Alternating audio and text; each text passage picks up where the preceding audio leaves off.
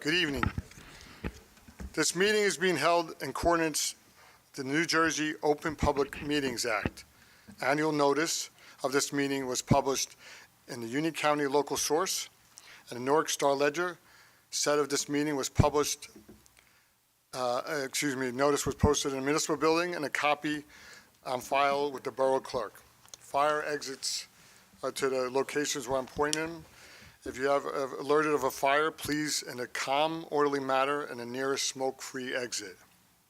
Proper notice having been given, the borough clerk is directed to include the statement in the minutes of the meeting. Roll call. Councilman Petrosky. Here. Councilman Johnson. Present. Councilman Councilman Rabina. Here. Councilwoman Lyons. Here. Councilman Patel. Here. Councilman Castellans. Here. Mayor Signorello. Here. All present, Mayor. Mr. Clerk, please lead us to open prayer, followed by the Pledge of Allegiance. Eternal God, grant us thy help in all our duties and perplexities. We ask for thy guidance. Give us thy protection in our dangers and sorrows. Grant us thy peace. Amen. I pledge allegiance to the flag of the United States of America and to the republic for which it stands, one nation, under God, indivisible, with liberty and justice for all.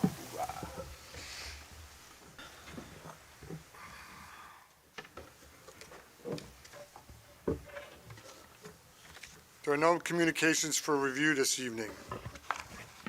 I have a motion to go out of order to consider resolution number 5226. Mayor, so moved. Second. All in favor? Aye. Mr. Clerk, please read resolution number 5226 by title. Yes, Mayor. Resolution 5226 is a resolution promoting Patrolman Angelo Marino to the rank of sergeant within the Roselle Park Police Department. Excuse me.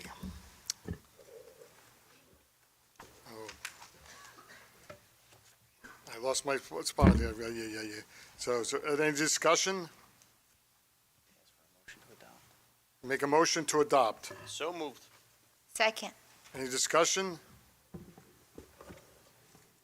Mr. Clerk, please call the roll. Councilman Petrosky. Yes. Councilman Johnson. Yes. Councilman Rabina. Yes. Councilwoman Lyons. Yes. Councilman Patel. Yes. Councilman Castellans. Yes. 6 votes in the affirmative, Mayor. The resolution is adopted.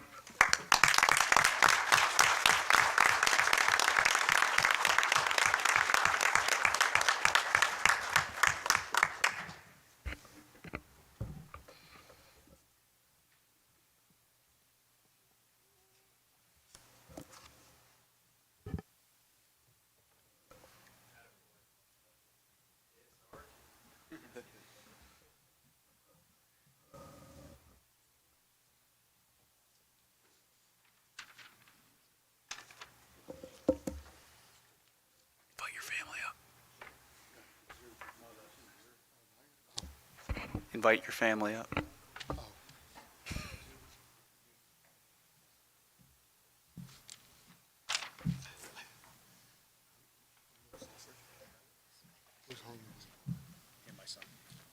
Oh, that's so cute.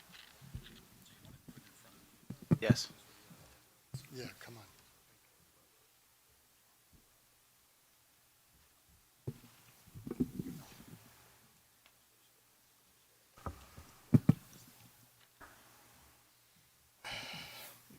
Ready? Angelo Marino, do solemnly swear that I will support the Constitution. You got it. Little bit at a time. Okay, thank you. Repeat after me. This is my first, I apologize, folks. I've seen it done 100 times, but excuse me, I apologize. I, Angelo Marino, do solemnly swear I will support the Constitution of the United States and the Constitution of the State of New Jersey. That I will bear true faith and allegiance to the same and the governments established in the United States and in this state under the authority of the people. I do furtherly solemnly swear that I will faithfully, impartially, and justly perform all the duties of Police Sergeant of the Borough of Roselle Park, according to the best of my ability. So help me God.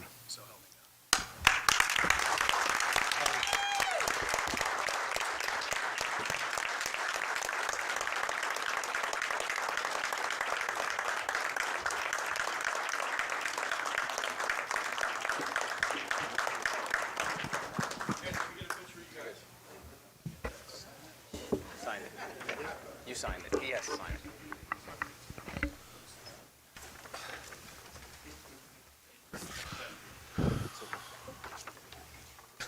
So, Mayor, I think you did a fantastic job. The previous mayor used to speak so fast, I had a hard time keeping up with him. So slowing it down was actually a blessing. Thank you for that, Mayor. Just welcome friends and family, colleagues, for coming here on this special occasion.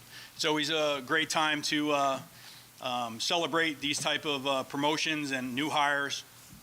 And this one specifically hits my heart because when I made sergeant for the first time, as he's making sergeant, he was one of my newest officers on my squad, newly hired. So he's got a special place in my heart starting out here in Roselle Park.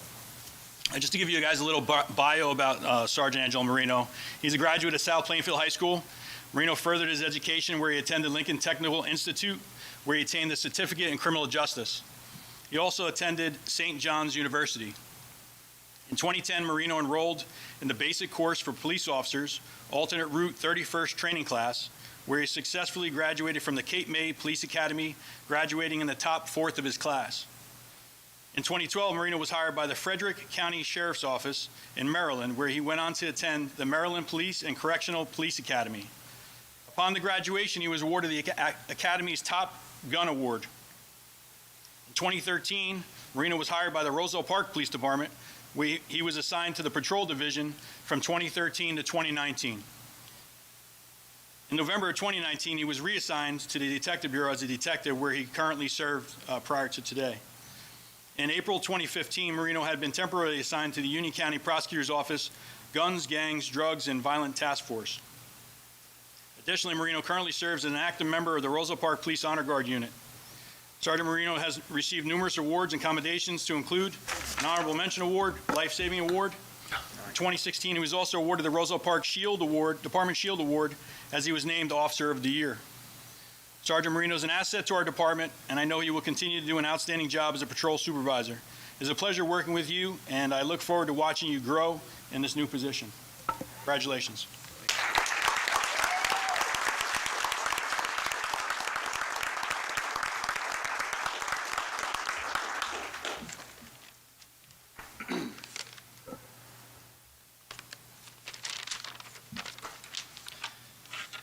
Good evening, everyone. Thank you for being here tonight. It truly means a lot to share this moment with you. I'm honored to accept the rank of Sergeant with the Roselle Park Police Department.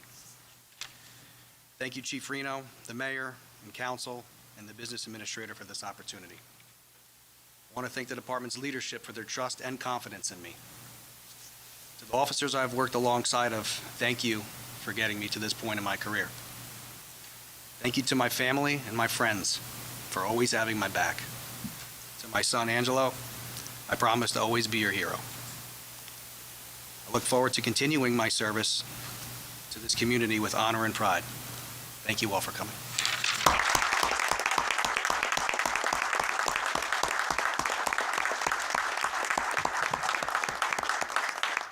So I have a little story to talk about Officer Marino.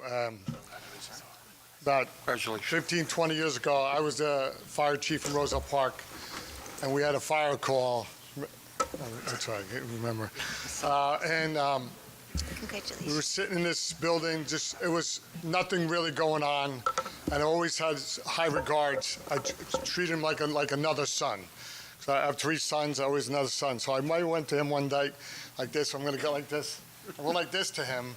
I didn't really know him that well, but I do it, and I felt a little bad like an hour or two later. And you can remember I called you up and said, I hope that was just an Italian thing or thing, whatever, and I hope you don't take it the wrong way, but always this day, I've always had a fond memory and just love for this young kid and whatever. Now he's catching up to me, so I'm happy he's going to be overseeing a shift, and I'm happy to see. I don't know if are you working nights or what? What's Nights and nights. So I'm very proud of the police department, and I've always worked well with them as the fire chief. I got to tell one little quick story. Years ago, when they used to do the dispatching back in the day, my brother Frank, most of you guys know Frank, says, don't yell at the cops, don't yell at the cops, your kids are going to drive someday, right? And they're going to pull them over. I've never. I've always had fond memories, and a couple of maybe differences here, but I'm proud of the Roselle Park Police Department, and we want to make them be safe and go home at night, in the morning, or whatever the shift is. So congratulations, and the best to you, okay?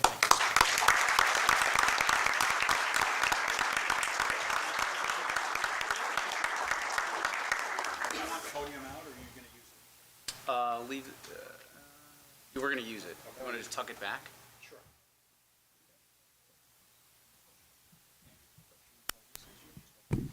You guys want to come up and take a quick picture with Angela?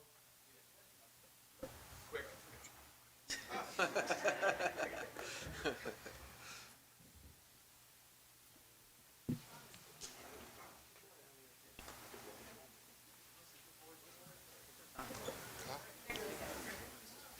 Seriously.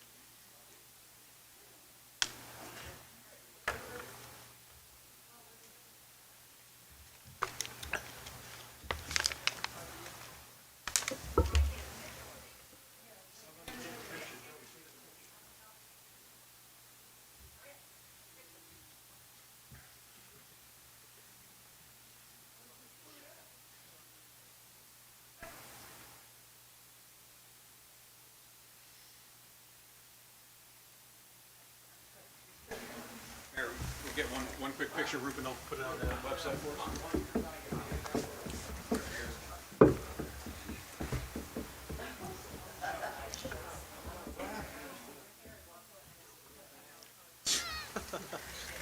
Yeah, Technical take your time. difficulties? You're not getting a life-saving award for that one.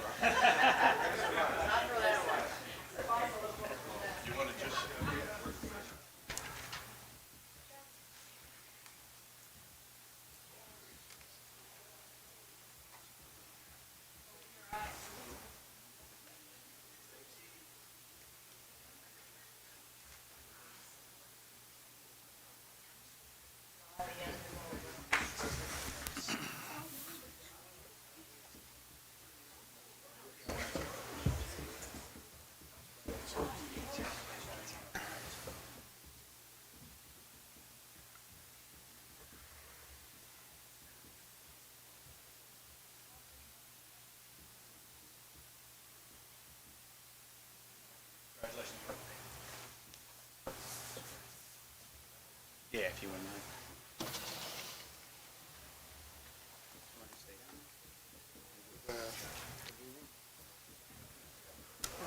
The Black History Month proclamation.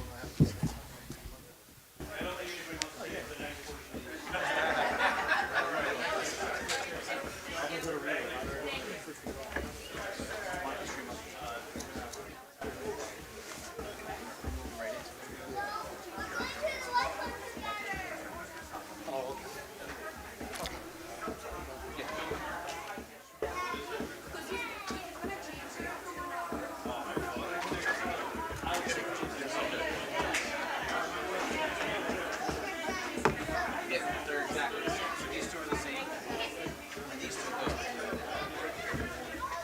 So each, so just real quick, just so you guys both know. So these These are identical. They get presented to each of the people. So Larry Daniels, he's here. He just walked in, and then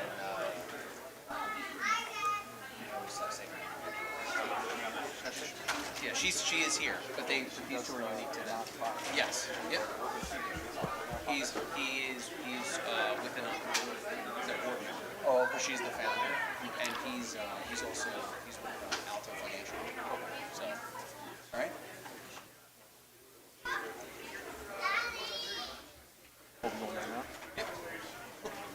Jacket's still there, right? Of course it like. It's all these people.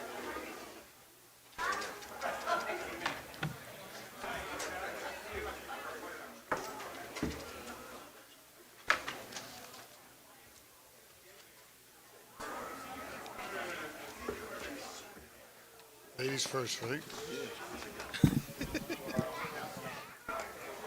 Sure, you can take that out. Yep. So thank you for everyone else who stayed. We're going to let those police officers do what they got to do and go home. I'd like to now honor Tresha Cowell, and I did study. Larry Daniels to come up, please. I'd like to acknowledge them for their effort in Borough Roselle Park for Black History Month, and happy to have Councilman Johnson up here with us. So please, ladies first, why don't you speak on what you do? You gave me a good preview before the meeting tonight, and Rupen did a little bit this week, but I'm going to let you have the floor now, please. Thank you. Thank you so much. So my name is Tresha Cowell. I am the founder and executive director of Inspired Horizons Collective.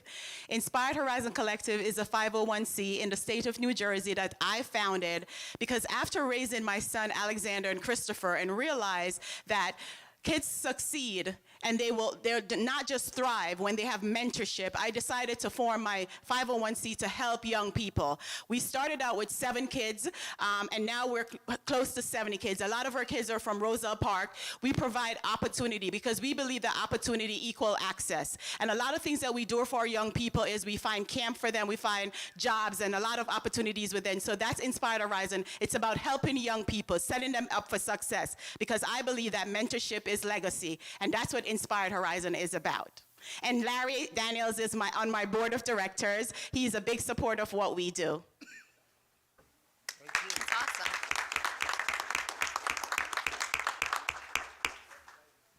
Okay, sure. So good evening. Congratulations to the sergeant who was promoted. As a former prosecutor, I admire that work, and it's very close to heart. Thank you, Tricia, for the warm introduction. Thank you to the mayor and the council and all the borough officials, Mr. Ranieri, Mr. Shaw. Inspired Horizons Collective has done a lot in just like 2 years. And I mean, there's a lot of people who are excited, who are engaged, and Roselle Park has been an incredible partner, whether at the Casano Center, at Costa's, other local events. We've been able to get the word out about what we do. Opportunities previously not offered to students and families in this borough are now coming in more abundance, and I think the future is very bright in the borough. So I just want to, commend everyone for doing a great job. Tricia, thank you for leading this effort, and thank you for having us tonight, and thank you, honey.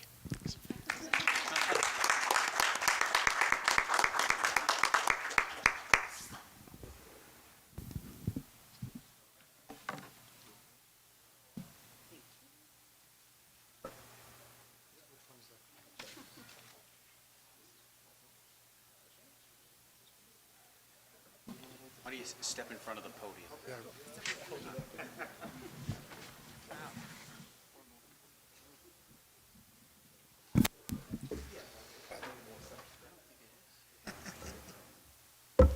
only so much I can do.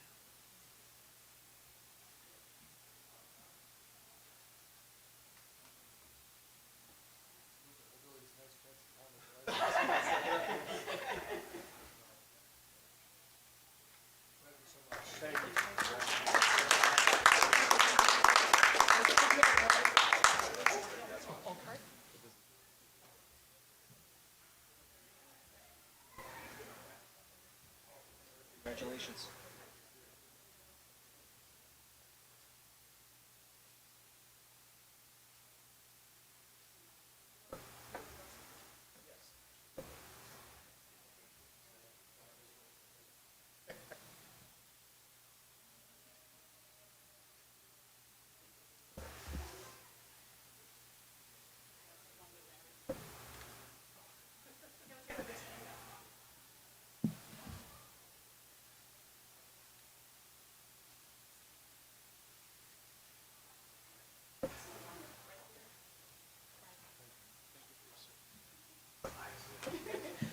Roselle Park.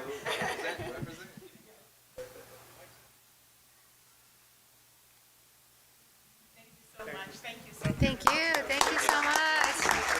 Thank you. Thanks so much. Thank you.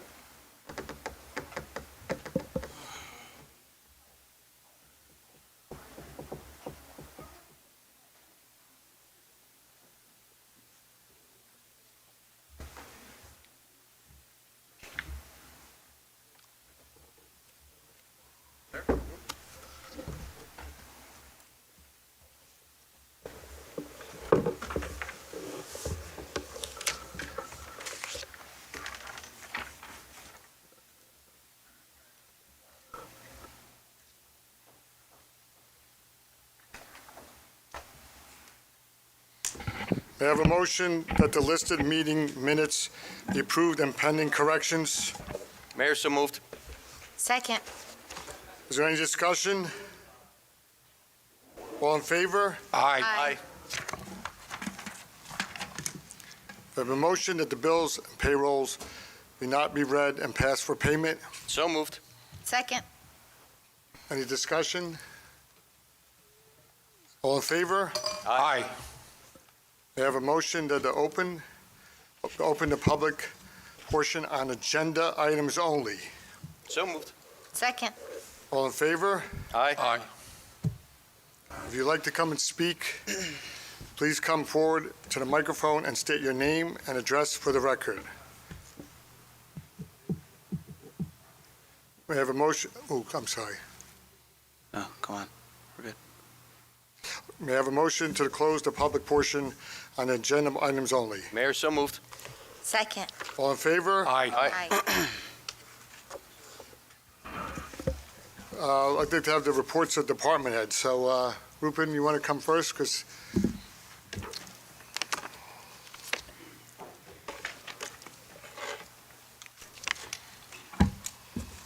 Thank you, Mayor. I'm pleased to report that we have restored key services at the center and are working to secure fundings for our public events. The community food pantry remains a priority, operating every Wednesday from 10 a.m. to 9 p.m. to assist our residents. We have also officially restarted and our free programs and exercise classes. We now have morning sessions for seniors Monday through Friday and evening classes for residents over 18 Monday through Thursday. The community responses has been excellent. We already have 179 residents registered for these programs.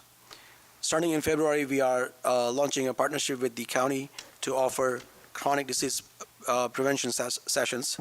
These aren't just lectures. They include actual health screenings for blood pressure, glucose, and cholesterol. To support this, we have expanded our senior transportation. We are now offering curb-to-curb rides between 10 a.m. to 4 p.m., covering everything from doctor's appointments to grocery shopping. Looking at our social calendar, we have some great events coming up. On February 11th, we are holding a Valentine's breakfast party for seniors at Sherman Elementary School, hosted by the Student Council and PTA. On February 18th, our seniors will be visiting the high school for a special photography project called Dear Roselle Park, where students will document the seniors' life journeys. And next month, on March 7th, we will host the annual St. Patrick's Day celebration at the center. A final brief updates on grants and scholarship. We have submitted sponsorship requests to the Union County Commissioners, totaling over $105,000. This covers our major events, including Independence Day celebration, the Christmas tree lighting, and our cultural festivities. We also just applied for a $15,000 grant, AARP Community Challenge Grant. This is for a specific project, a mural to transform the Chestnut Street Trestle into a welcoming pedestrian gateway near the train station. We expect to hear back on that in May. And that is all I have, Mayor. Have anything for Ruben? Just thank you. Yeah, thank you for everything. Thank you. Chief Freno?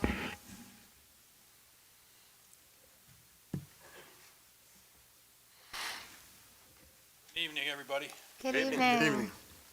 Thanks again for assisting us to fill the ranks as needed with all your cooperation and assistance. I appreciate it. I previously submitted my report for January 2026, but I'd like to highlight a couple things that I have in there. On January 6th and 7th, Captain Wintermute, Lieutenant Harms, Lieutenant Koka, and Detective Polakowski and I conducted interviews for the position of probationary police officer that we are looking to fill following the February 1st retirement of Officer James Cantrell and the upcoming April 1st retirement of Detective Lieutenant Matthew DeSanto.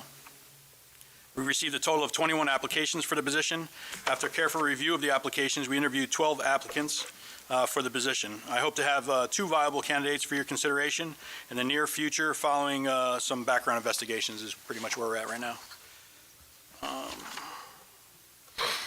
As a result of the winter storm we experienced on January 25th, the police department towed and issued summonses for approximately 35 vehicles that were not removed from the snow streets after numerous social media posts, advisements on the borough website, first alerts, as well as the officers that are out there with their public announcements from the patrol cars at nighttime during the storm.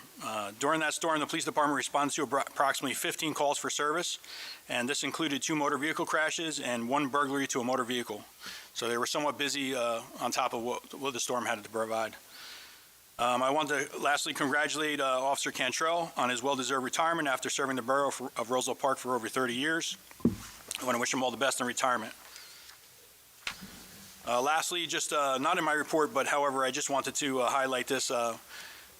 The DPW superintendent and the mayor and I have spoken, and we were trying to, and we listened to the fire chief, made some recommendations on his end, as I guess there were some issues with fire apparatus getting down some of the side streets with some of the remaining snow that had been there.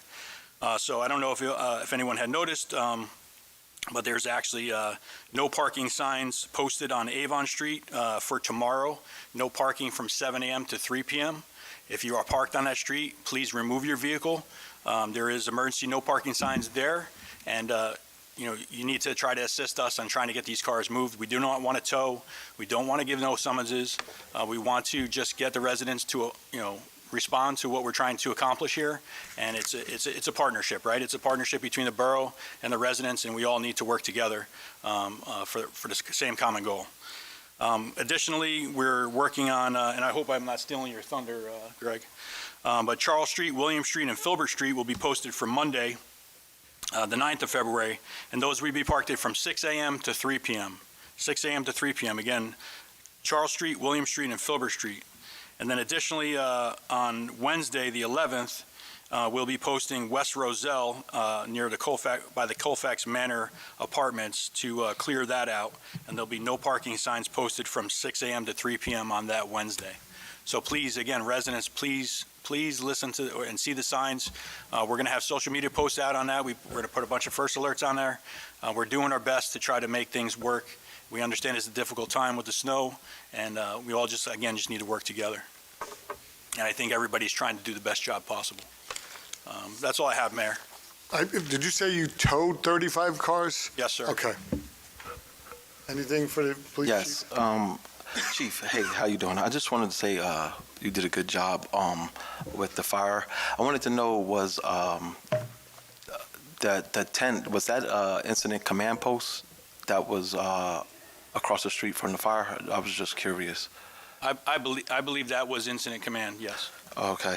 I remember emailing you, and I never got a chance to follow up. I was just, I appreciate you responding to my email regarding all the trainings. I just wanted to make, as a recommendation, maybe command staff to take, if we could consider giving out ICS and NIMS training for the command staff. I think that would be very valuable asset for Roselle Park as a whole. But moving along, I wanted to also ask you, Have you had discussions with Andrew yet regarding possibly making policy regarding promotions for captain? Yes, we have. Okay. I just thank you very much. I appreciate it. We're just trying to streamline that all together, so it just makes sense to do since we did it for the lieutenant, and I appreciate if that could get done. Do you have an ETA on that, possibly? I do not. Okay. All right. Well, can you follow up with me about the ETA? I appreciate it. Yep. Thank you, Chief. Thank you, Chief. Fire Chief Thompson. Thanks, everybody. Thank you. Have a good night.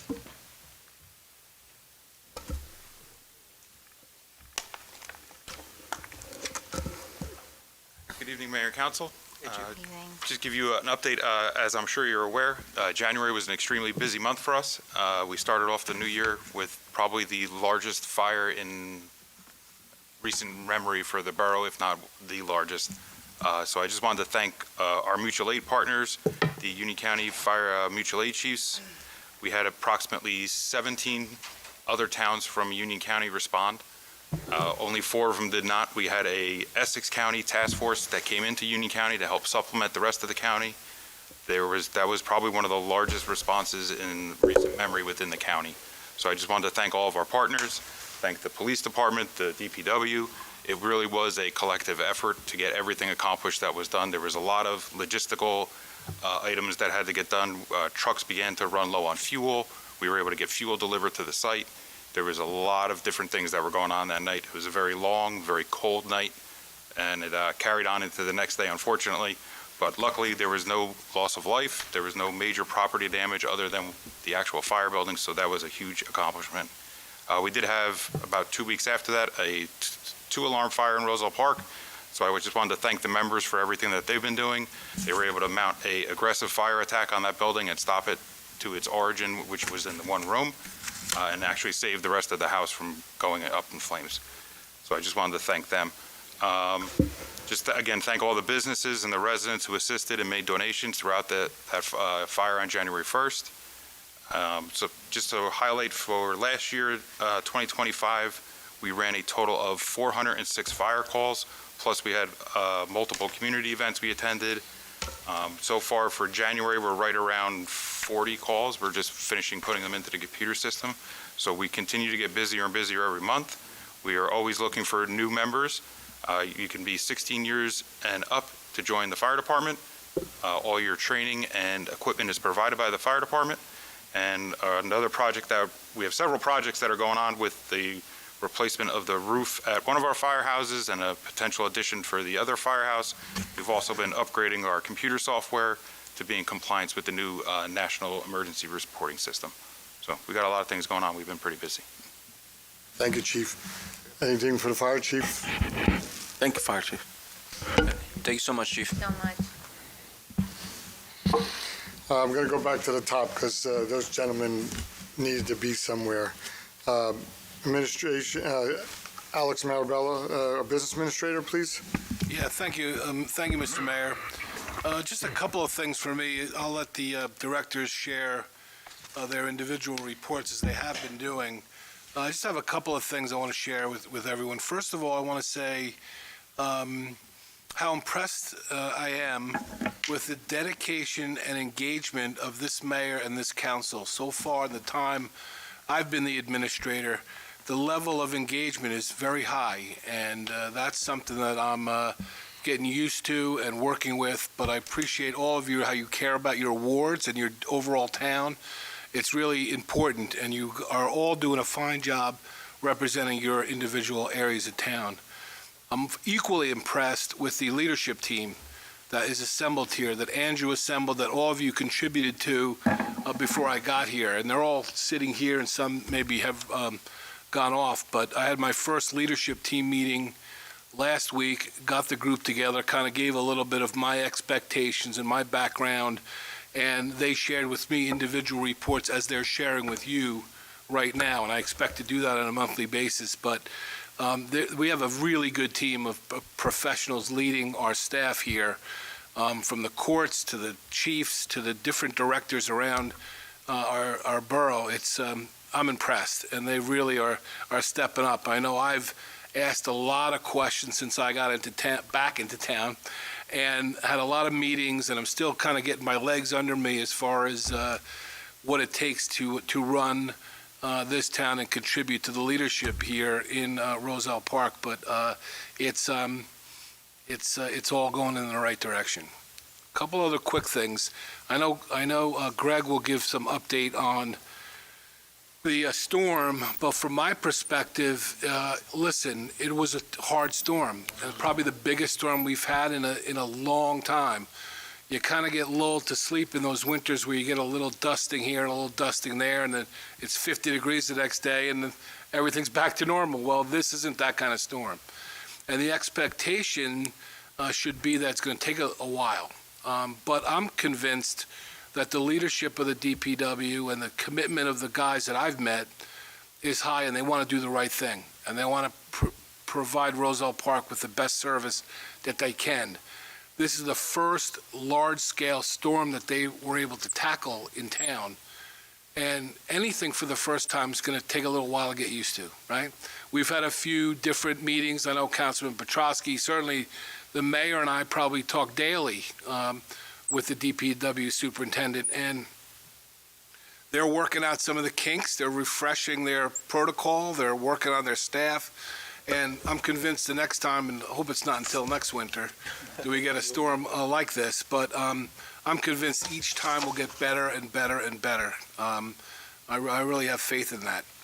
One thing storm-related that I think the residents could help us out with is if they could shovel. I know asking them to shovel in this storm was tough, but if they have a fire hydrant in front of their house, if they could help shovel that out. I know the fire department was out doing the best they could to uncover all the fire hydrants that they could find, but when the snow drifts over and the plows kind of bury the hydrants, we want to make sure that if they have that time and they can find those hydrants, try to uncover them as best they can. The last thing, Mayor, that I have is just a kind of a commercial to the rest of the residents in town to sign up for First Alert. This is something that they should do proactively. It's very easy on the website to click on First Alert and follow the prompts. That way, the residents will get texts with emergency information and public information that will help them. And I want to just urge residents to do that. We're going to do a big push on people signing up for First Alert so that they are able to get the emergency notices that the police department is putting out. More to come. Still figuring out a few things, and I'll have some recommendations moving forward to how I think we can enhance an already high functioning municipal operation. And with that, Mr. Mayor, concludes my comments. Thank you. Any questions for the BA? Andrew. Thank you, Mayor. I will say it was nice not being the BA in January, so thanks.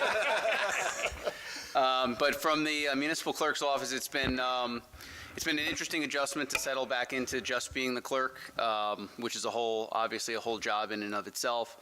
We're actively interviewing for the open position that's been open for quite some time at this point due to retirement last year. I think I'll have a recommendation at the next meeting, if not the one after that. And so we have some momentum there. Just a couple of reminders from the clerk's office, some low lights and highlights. So the low lights are dog and cat licenses. I probably haven't said this since 2019 when I got appointed BA. Get your dogs and cats licensed. There are late fees accumulating now. We don't like charging late fees. But come in, if you have any questions, call the office, 908-245-6222, extension 78. We'll work with you. You're not going to get a summons right now. We just want to make sure everybody's compliant. Their dogs are vaccinated for rabies. And really, it's a public health concern more than anything else. One other a quick note for the governing body from the clerk's office. So we had a significant amount of street opening permit activity during the month of January. Revenue was just over $22,000. That's mostly from the street openings associated with the lead line project that American Water is working through. I had a conversation this week with one of the managers at Montana Construction who does the excavating work for or on behalf of the water company. They're pretty much done in Roselle Park for the most part. Though it was very impactful to us and everybody got my love letters in the morning through First Alert about what's coming up the next day, you'll notice you haven't gotten one in a while or the last few days because nothing's really happening because they are nearing completion.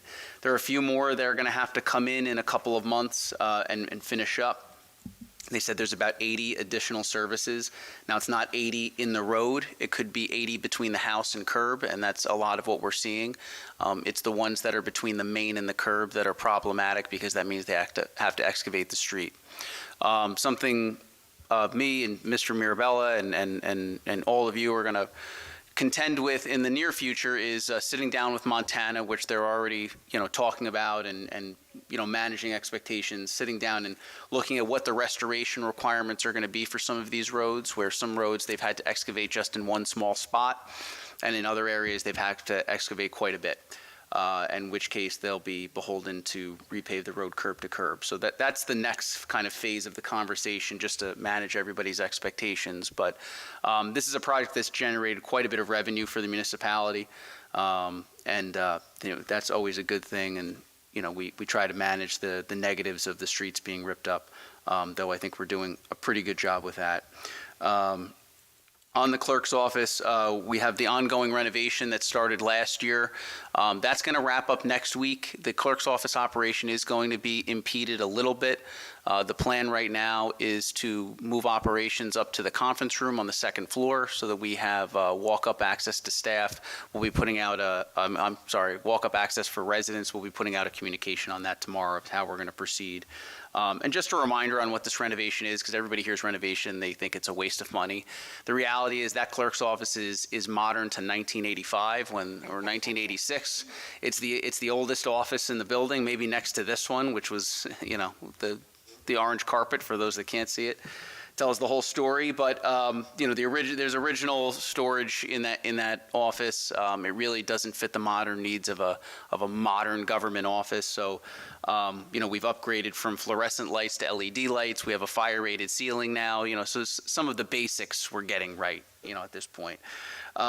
Two other quick things. I do have a scheduled walkthrough with the Union County Board of Elections next week. On the election front, we're going to be moving the polling place out of the middle school and into the youth center, so just around the corner. One of the reasons for that is the configuration was less than optimal.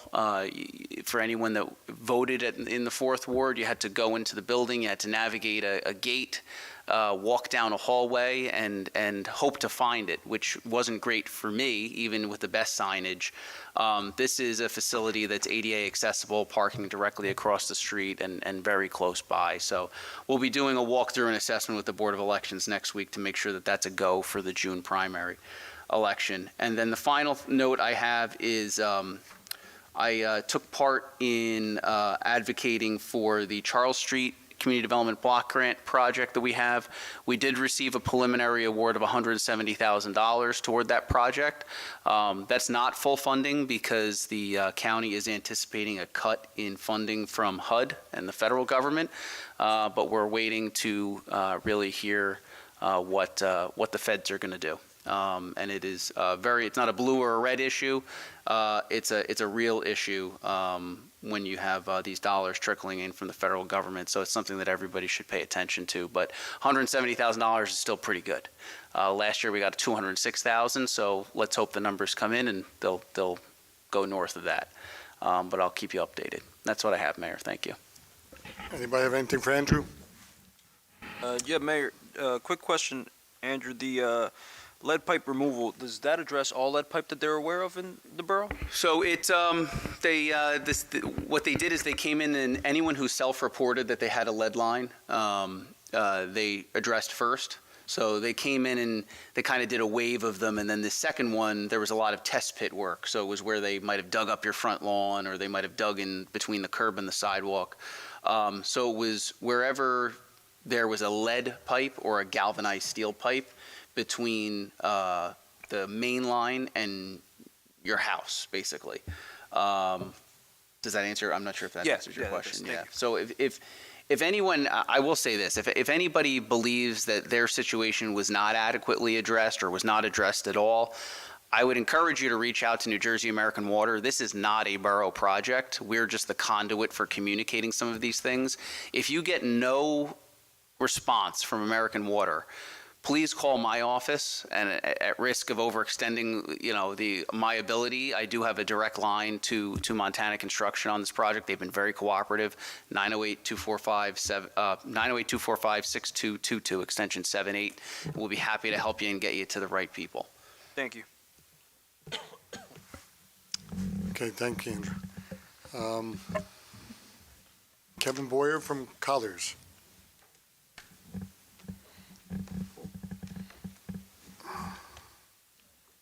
Good evening.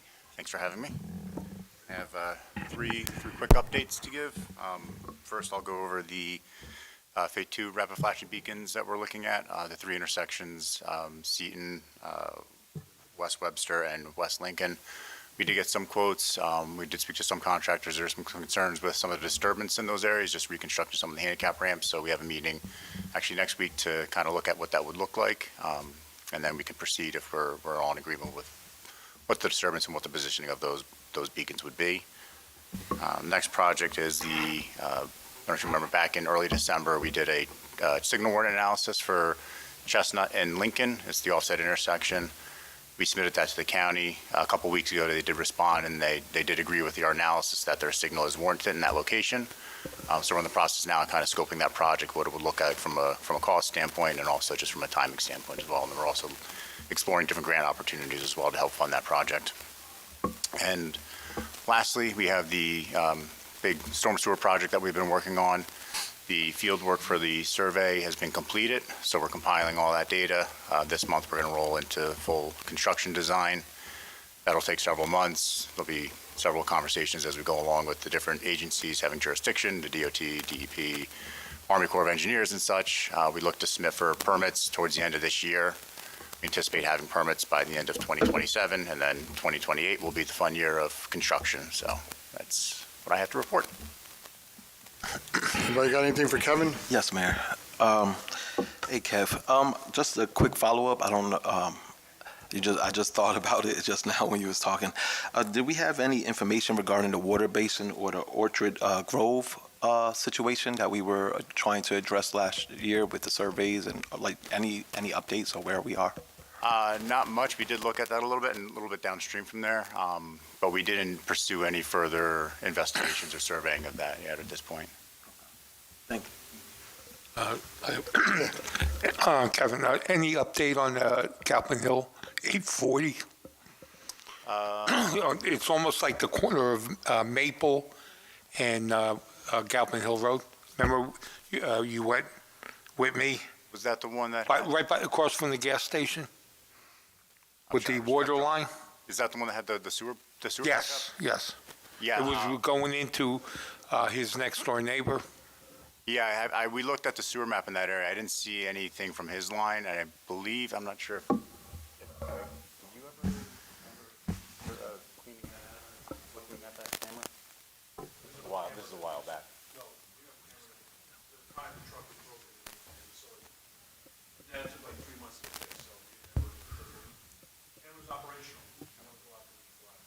We could take a look and see if we can get a camera. Okay, yeah, because he did call me the other day, and I said, and I told him with the snow and everything, it might be, a while, but he just didn't want me to forget him. Okay.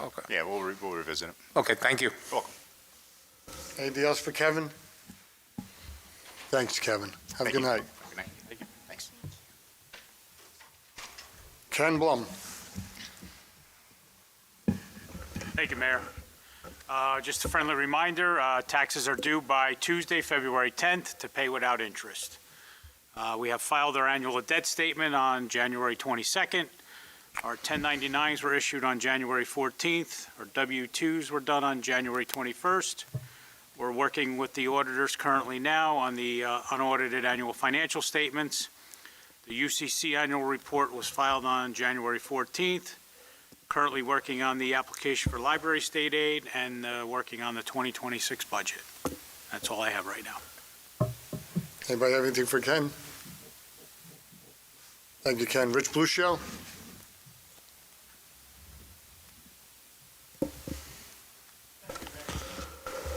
Hi, everyone. Hi. Hey, Rich.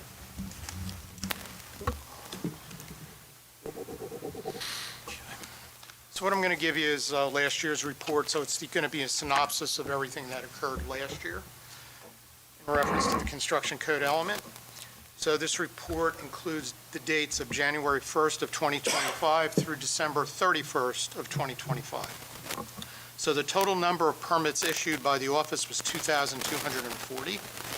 Total revenue through the end of 2025 was $481,013. Sewer connection fees for last year were $329,459. Residential development fees for last year were $291,067.32. Total number of uniform construction code violations for 2025 were 94. On the property maintenance side, we had 158 court dispositions with fines for the year of $26,765. 350 violations were issued for 2025, and 187 court summonses were issued for 2025. As far as the projects go, we're starting to button some of them up, and some of them we still have some hiccups with. So specifically 10 West Westfield, the complex in its entirety is TCO'd, but then now there's issues with the parking deck with the suppression system. So if you go in there, you're going to see some of the branch lines have been taken down because they had some freezing in the lines which shouldn't have happened. That is a dry system. So somehow a valve malfunctioned, filled the system with water. We then got the cold temperatures and the balloon. So they are working on that, but right now with the weather, it's very, very difficult.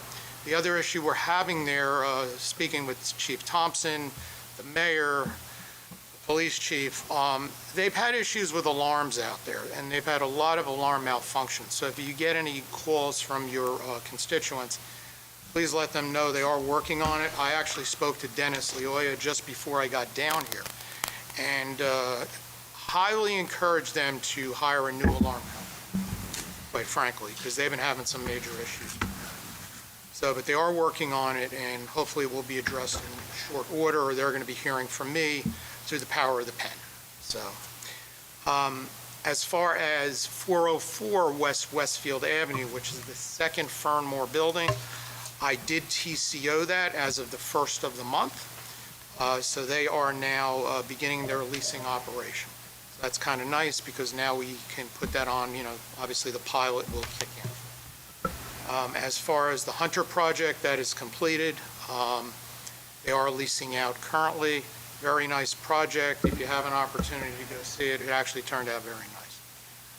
The retail component is being fitted out as we speak. So that's going to be a nice little place. As far as the rest of the projects, they're pretty much buttoned up. The one that is occurring right now, it's a smaller project, but it is on East Westfield Avenue. The same developer that put up Hunter is actually renovating that. They did go to the board for approval, and that's actually turning out to be a very nice project. They're really upgrading the building. So with that stated, if there's any questions? Yeah, Rich, I have a couple, actually. Regarding the Meridia building, the false alarms, how many? Do we have a number on that? Yeah. Are they receiving fines? It's upstairs on my computer, and I didn't write it, but I do have a number, yes. All right, do they receive fines after a certain amount? Because that's taking resources away The from... problem is the fines have to come from the fire prevention officer. Okay. So the fire official actually needs to assess those fines, and I know right now that's being worked on internally by administration to try to settle that up to bring in a fire official or that staffing for that department. For us, it gets very difficult on the uniform construction code side. I can hit them with a notice, but my enforcement ability with that is limited under the law.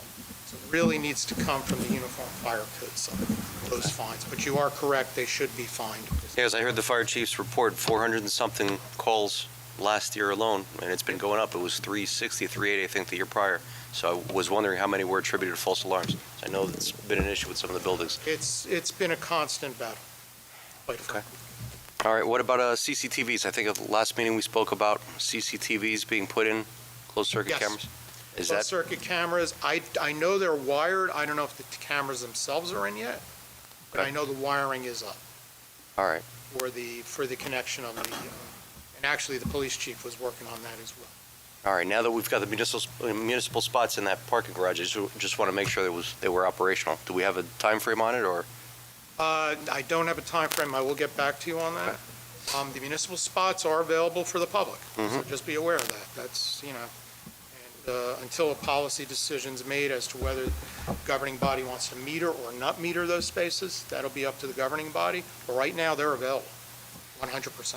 Okay. Moving on then, Crossfield, can you provide the viewing audience a brief update? I know we've been Glad you discussing mentioned with that. That's one thing the I borough forgot to administrator. mention in my report.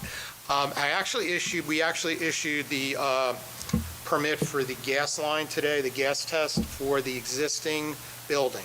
So the existing business use, once that is tested and passed, they can then turn on the heat, they can turn on their water, and they can start occupying that business portion of that building, the offices. As far as the demolition portion, they're still going through their due diligence. Last communication, I think, was last week. We were on. Yes. Chain. Yeah, they were waiting for, I think, 1 or 2 additional inspections. They were waiting for, yes, from their, one was from their environmental group, and one was from the insurance company. I believe the insurance company released it back to them, but they were still waiting on one other report. Okay. They do want to move forward. I've been on the phone with Dan quite a bit. That's the owner of the business, and he's been, very, very forthcoming. So I'm hoping to have demolition permits into the office within the next. Anybody else? Yes. Hey, Rich, good to see you. Hey. How you doing? see you. First of all, thank you so much for the great work. That's a lot of revenue coming out of your department, so that's that's good. Yeah. Question for you on 10 Westfield. You said it was TCO'd. Are people moved into that building already? 10 West Westfield, yes, Building A and Building B, they do have occupancies. Okay. Do you know how many approximately? I don't know, it's definitely not 100%. Right. I would say Building A is probably around 70%. Really? Building B is most likely around 25%. Okay. And then I know we had talked about a little bit about that parking garage, the stair tower thing. Did they ever get back to you on that about doing something to lightening? The last time, which I believe you emailed me last week, I communicated that directly with Dennis Leoya, and I said I want an answer by the end of the month. Okay. What you plan on doing with this. It was discussed, I pulled the minutes. It is in the minutes, but it's not in the resolution, so just keep that in mind. Okay. In order to be enforceable, it has to be in the resolution, even though it was discussed as part of the as part of the site plan approval. And I'll acquiesce to our esteemed attorney here. He can probably explain it better than I can. Yeah. As far as conditions being placed in a resolution as opposed to being indicated in minutes. Okay, but nevertheless, I have spoken to them, and they're willing to work with us on it, yes. Okay, and then maybe, I guess just briefly for the rest of council, so when when I was on the land use board and we approved this application, part of the conversation was that we didn't want that brick stair tower to just be such a dense object, and we asked them to make revisions to the aesthetics to either add some windows or some greenery or something to kind of break it up, and everybody was in favor, and we voted on that, and we said that that was like a condition of our approval, but then apparently it might have been missed in the resolution, I'm not too sure, but now the question is, we have people moving in. I feel like we might be losing leverage on our ability to enforce such a thing. So maybe I'll pose that. Maybe that's a separate conversation, but that's what I was referring to. And Rich has been great about communicating, and I know we're waiting to hear back from them on that. Yeah, I mean, if there's issues to that respect, I mean, obviously, it's hard for me to comment on something that I've heard about for the first time here tonight. But if you want to reach out, I'll give you my number, and you can let me know what's going on, and certainly we can look at it and get back to you with some guidance. Maybe I'll send an email to the land use attorney and copy yourself on it, and hopefully we could come up with something if they don't respond with a favorable answer to Rich. Let's let them, be good partners in that, hopefully. Thank you for that. And then the last question, and I know you helped me out with this already, but I just wanted to ask you a little bit. I know the CO process in town for resale's changed a little bit. Can you tell me a little bit about the hours? Is it only evening times now, or do we have time slots during the day? We have times during the day. This week, unfortunately, my fire subcode official was on vacation this week. Okay. But that's why you had the evening. And unfortunately, the building inspector had a death in this position. He had to fly back to Italy. Sorry to hear that. So, Yeah. yeah, his mom moved to Italy. Okay. So we were kind of stuck a little bit this week. Okay. But nevertheless, the normal hours are during the day. So that would be on Tuesdays and Fridays. Okay. For the fire subcode official, that's daytime. And then the evenings would be Tuesday, Wednesday, and Thursday. And that's the building subcode, right? That's building. You said Monday, Wednesday, what was it? For fire subcode, Tuesday and Friday. Okay. And then for building subcode, or the building inspector, be Tuesday, Wednesday, and Thursday. Tuesday, Wednesday, and Thursday. And just a follow-up question, do we give them a specific time like we used to, or are we now doing windows of time? Well, because they both have uniform construction code inspections to conduct, you're going to get a window. A window. Okay. Be a window. Okay. In order to be fair to everybody. Because if they get stuck on an inspection, Right. and then, let's say the appointment's for 4 o'clock, and they get stuck on an inspection, and they show up at 4:20, and my phone rings off the hook. Yeah, because yeah, they're late, or the people leave. So normally and actually through the state, they actually require us to give a window. Window's a 4-hour window, but generally, what I find is it's usually within the 2 hours that they. Okay. Appreciate that. Thanks, Rich. Anything else for Rich? Yeah, I got one more question. Regarding businesses in town, any new applications coming in? Anything good to look at, or? I've heard rumor, I guess, of a dog grooming service that used to be on Chestnut possibly moving to Clay. Is that happening, or? Yeah, I've heard that rumor too. I have not seen that application yet. Okay. All right, they may have went to zoning, but I have not seen it as far as the construction code stuff. Okay. With 10 West Westfield, any updates on that Tex-Mex restaurant you had mentioned a couple months back? I or haven't heard anything Verizon from or any of those? Capadaglia at all. Verizon's moving along. They are working, but they're just very slow. And the same thing with Dr. Munoz. Okay. Who's going to be going in there. Those tenant fit-outs are continuing. That hasn't stopped. And do we have a As time far frame? as any- I'm sorry, go ahead. No, as far as any new tenants, no, I haven't heard. I know they had some letters of intent. The last time I spoke to Dennis, they had letters of intent. And I haven't heard anything since. But I'll follow up with him. Okay, kind of curious. And nothing in the original building, what is it, 240, 250? At 5,000 square feet? That's a shame. Yeah. Okay, the courtyard, how's that coming along? I know obviously. Courtyard, obviously, with the weather, they were really trying to get it done, to be honest with you, by Christmas. And it fell apart because of the weather.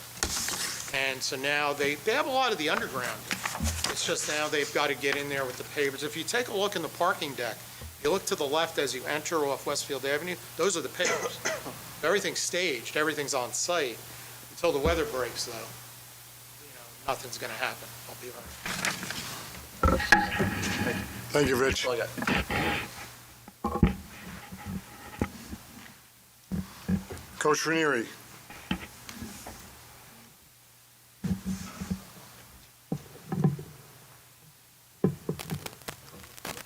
Good evening, everyone. Good evening. I'd like to thank Mayor Signorello and Town Council for giving me the opportunity to provide a brief update. The goal of the Roselle Park Recreation Department is to meet the recreational needs of our community. As part of our department's effort to meet these needs and expand community services, our department provides a wide range of programs. Membership and recreation. We currently have over 385 recreational members and growing.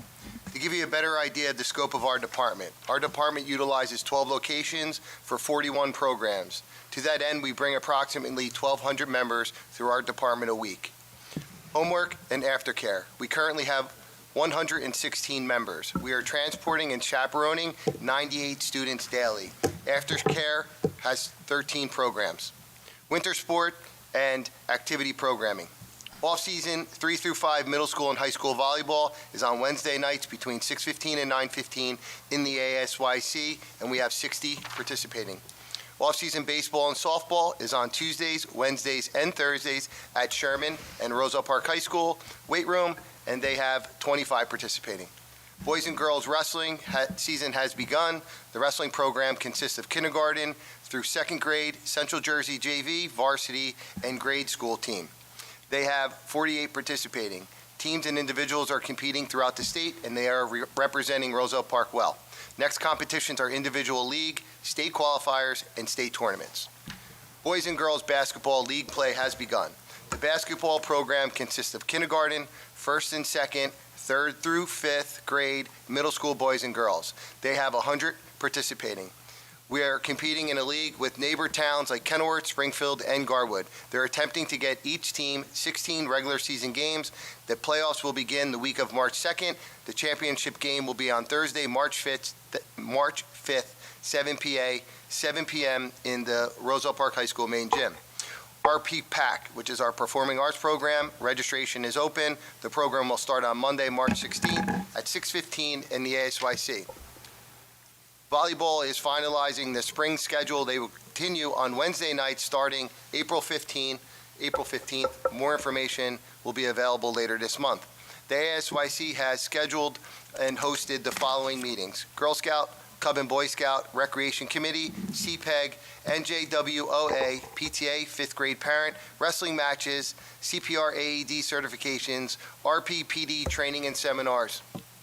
We remain committed to providing the best possible care and programming to the borough of Roselle Park. That completes our February Recreation Department update. I'd be happy to answer any questions. Anybody have any questions? Certainly stay busy, John. Great. Thank you. Great, thank you. Good job. You're the only one who didn't get any questions tonight. Greg B., come on up from the DPW.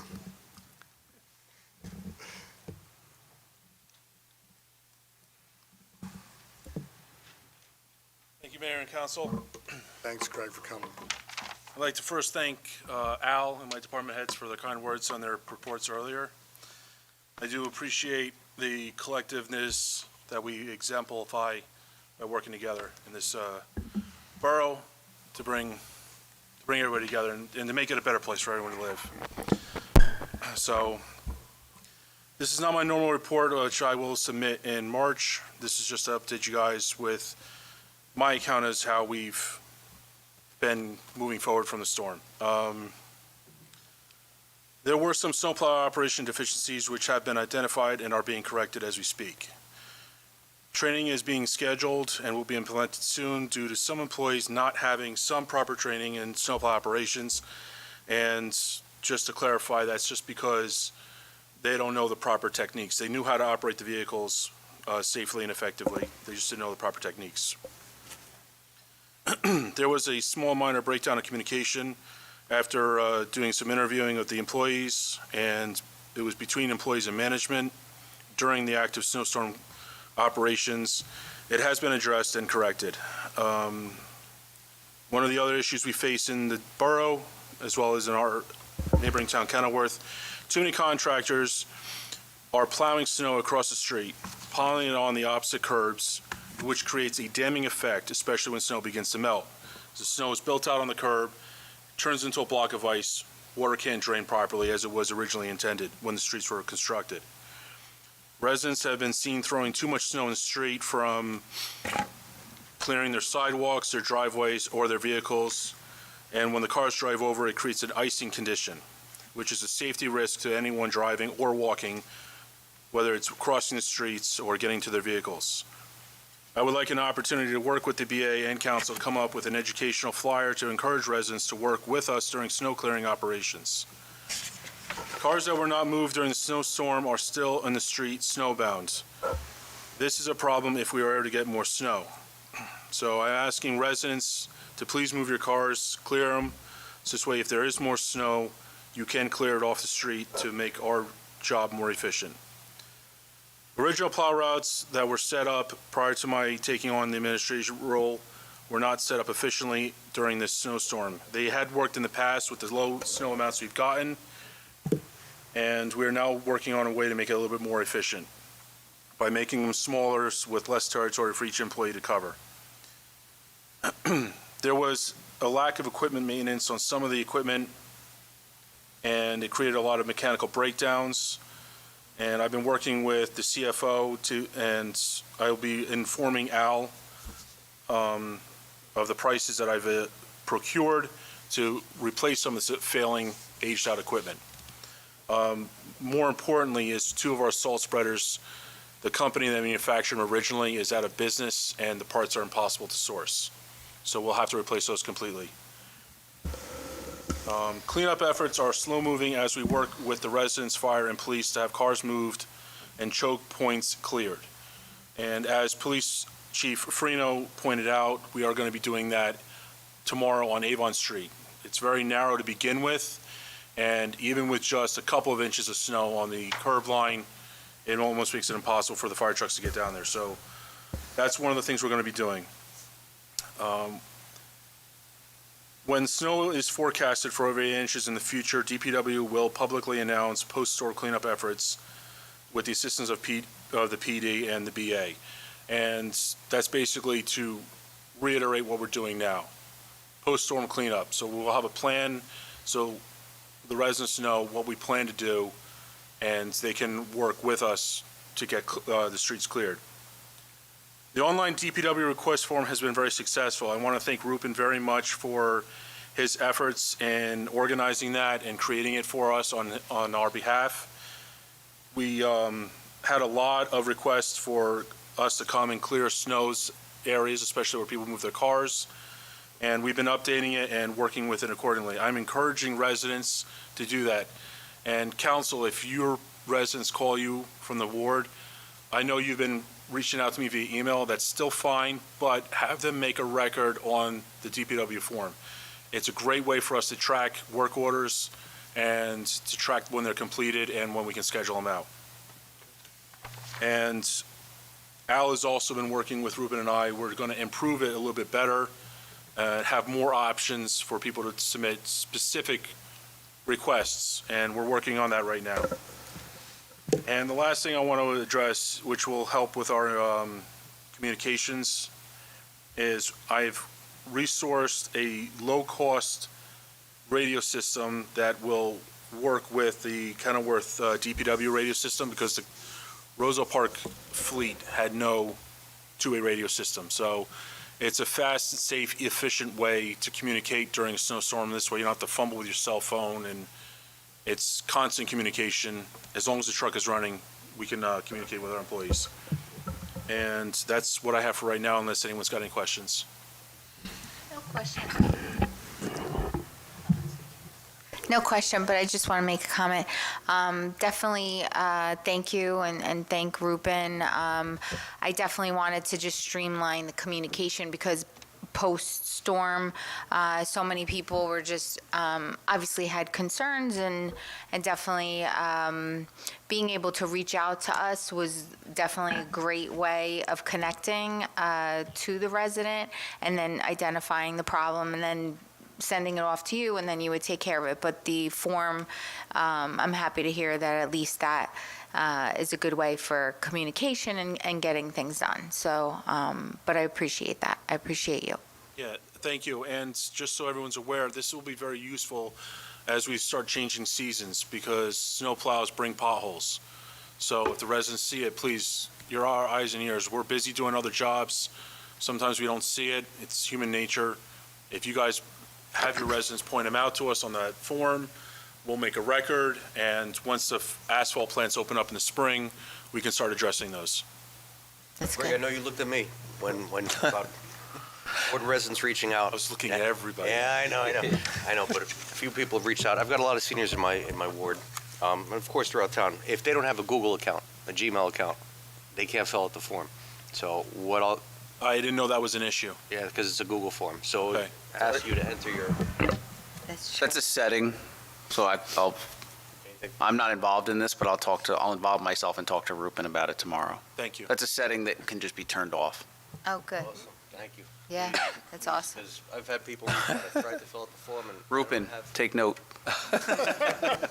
name accounts and CompuServe.net, older accounts, but that'll be helpful. Oh, that's good to know. Mayor, if I may? Yeah. I was going to wait until my report, but I guess it makes sense to bring it up now.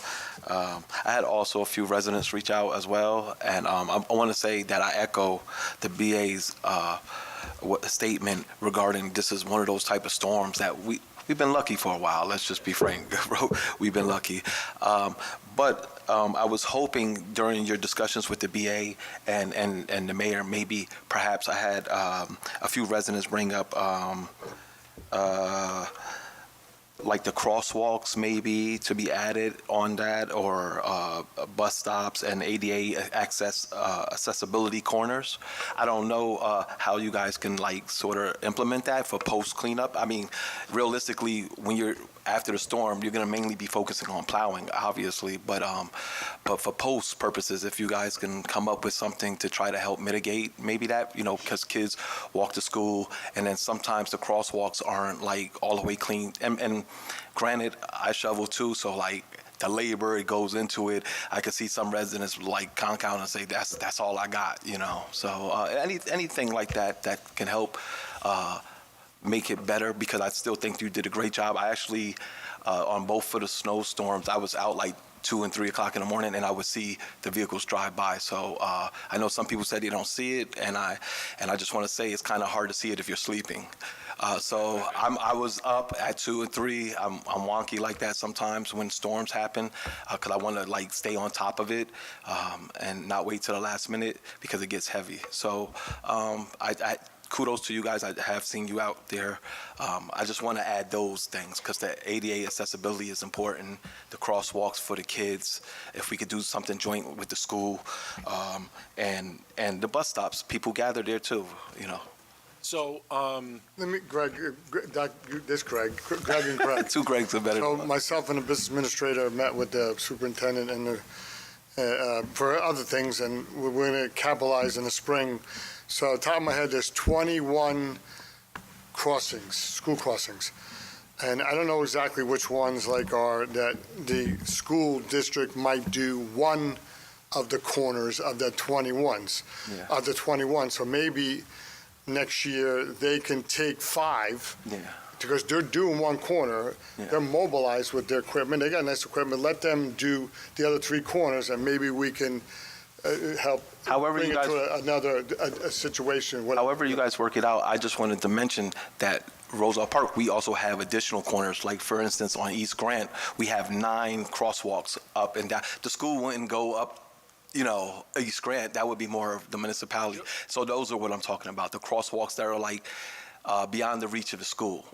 right, and to Joe's point, he's referring to the ones that would be directly across the street from the school's Oh, property. that makes perfect sense. And it was a learning curve. Like Oh, no. when all the past storms, we got this crosswalk guard post on like an hour and a half. Yeah. We didn't anticipate a dry powdered snow freezing overnight, which delayed our efforts when we got there.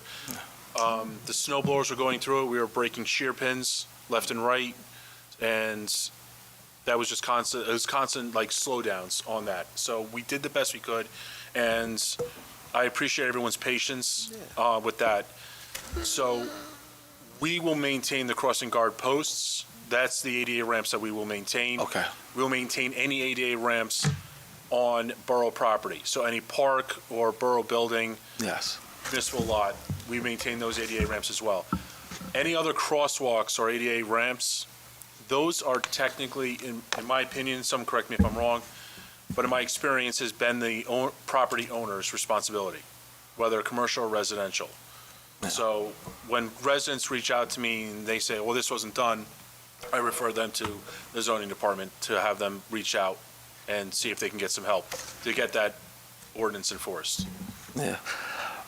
I still believe, though, those crosswalks, I think that the town, we can help a little bit. Like, I don't know if that's something that we have to change or talk about offline, but I understand what you're saying. I still believe that the crosswalks should be more the borough. That's just my opinion. I'm not right, or I'm not here to say you're right or wrong. That's just my view. I mean, if you as a collective group wish that to be a change, then we will make that happen. Anybody? George? Yeah, Greg, first of all, thank you so much for everything. DPW, Unsung Heroes, definitely you guys do a lot of work and get a lot of flack for it. So appreciate all the stuff you worked, and you were very, very responsive, so I appreciate that as well. I guess a question, and I communicated a lot with you about some of the stuff that I was hearing. One of the things that I guess we were hearing, and I saw it and witnessed it, and this might be part of the training, but places where cars were removed from the streets, plows, I guess they weren't coming curb to curb. They were just kind of going down.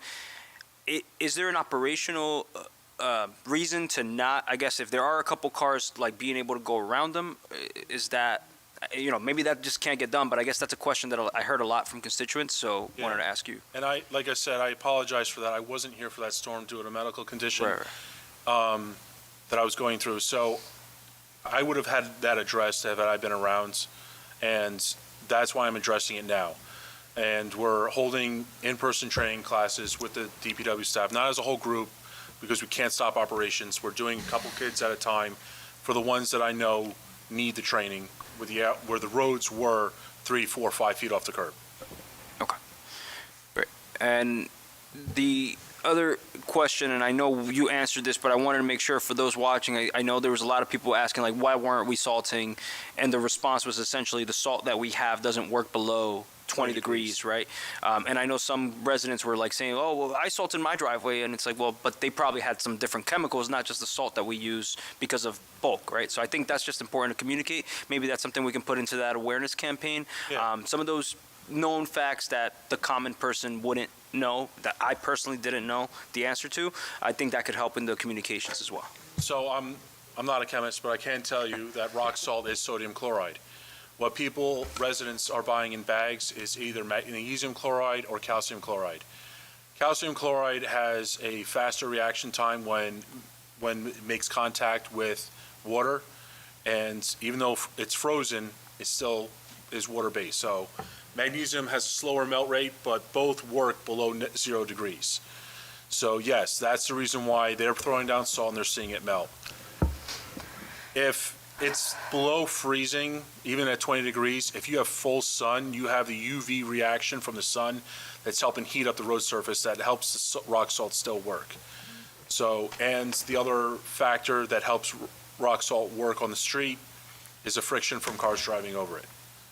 So traffic, sunlight, and temperature are the 3 components we need to actively melt snow with salt. And this is another reason why state and county roads always look better than ours, because they're the most heavily traveled roads in the state, and they have traffic on as their friend to break up the snow, break up the ice, and help the rock salt work into the material. Appreciate that. Just a question, a request actually. On the Valley Road, there's about 2 foot of snow that's not been cleaned off near the curb, opposite of the where the houses are. So a lot of the residents from Jerome are not able to park on Valley Road. If we could get that cleaned off on Valley, so that way we could also get Jerome cleaned off whenever you had a chance. Yeah, I will work with the police chief so we can set up emergency no parking signs and bring our machines down there and do what we can. Yeah, Valley is usually clear because there's no cars parked right now, but whenever you get a chance. Thank you. I will, because I've had residents call me and ask me if they could park on there. I told them the storm's over, they're allowed to park if they can. So I'll take care of that. Thank you. You're welcome. Anything else for Greg? Yeah. Oh, okay, Joe. Greg, I know I talked to you about this, but the handicap spot at Sherman School on Sheridan Avenue, anyway we get that curb to curb, there's no parking from 7 to 4, so that might help you out a little bit. I guess unless you're handicapped. But I know in the morning when the school bus comes down there, it's a big double park all the way up to past Clay Avenue. Yeah, Lieutenant Harms had reached out to me and asked me to clear an ADA spot, and he said, text me back saying thank you. So there may be another one that you're referring to? No, it's from where the school ends. Yeah. And, if you can get to Grant Avenue, you're fine. I know cars parked down there by the stop sign. It's on Grant Ave? No, it's actually on Sheridan, the 300 block of Sheridan. Right where the school ends. Going southbound on Sheridan. Yeah. going toward grant. All right, I'm writing this down. Okay, I appreciate it. Not a problem. Anything else? Thanks, Greg. Thank you. Thank you, Thank you. Greg. Greg, I know you weren't scheduled to be here tonight, but I appreciate you being here to answer all our questions. Yes, thank you. Thank you. Thank you. Welcome. Great job. Anytime. I have a motion to accept the reports of department heads as submitted. So moved. Second. All in favor? Aye. Mr. Clerk, please read ordinance 2840 by title. Yes, Mayor, ordinance 2840 is an ordinance for second reading and public hearing, an ordinance amending Chapter 2, Section 24 of the Code of the Borough of Roselle Park, entitled Establishment of the Police Department. I have a motion to public hearing for ordinance 2840. Mayor, so moved. Second. Mr. Clerk, read. All in favor? Isn't that All in discussion? favor? Just to open the public hearing. Oh, I'm sorry. All in favor? Aye. Mr. Clerk, please read ordinance, I'm sorry.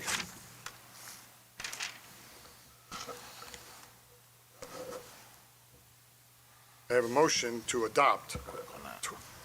I'm over here, right? Yeah, motion to adopt 2840. So moved. Second. No, I'm bad. May I have a motion to close the public hearing on ordinance 2840? So moved. Second. I have a motion to adopt.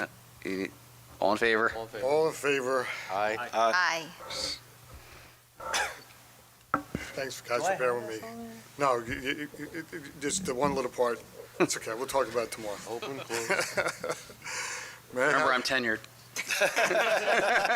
Got the shield. Okay, I think we're here. May I have a motion to adopt 2840? So moved. Second.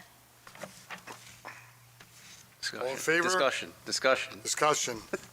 Yeah, Mayor, if I may, I'm not going to belabor too long. I just want to say thank you to Andrew and thank you to the police chief and everyone for coming together in the Public Safety Committee for last year coming together, trying to resolve an ongoing issue with promotions. These men and women put their lives on the line every day and just trying to make it as equitable and take out some of the selectiveness in it just makes sense to do. Although this is not a civil service township, we still should make it fair, and we owe this to the men and women that protect us and serve this community. That's it, man.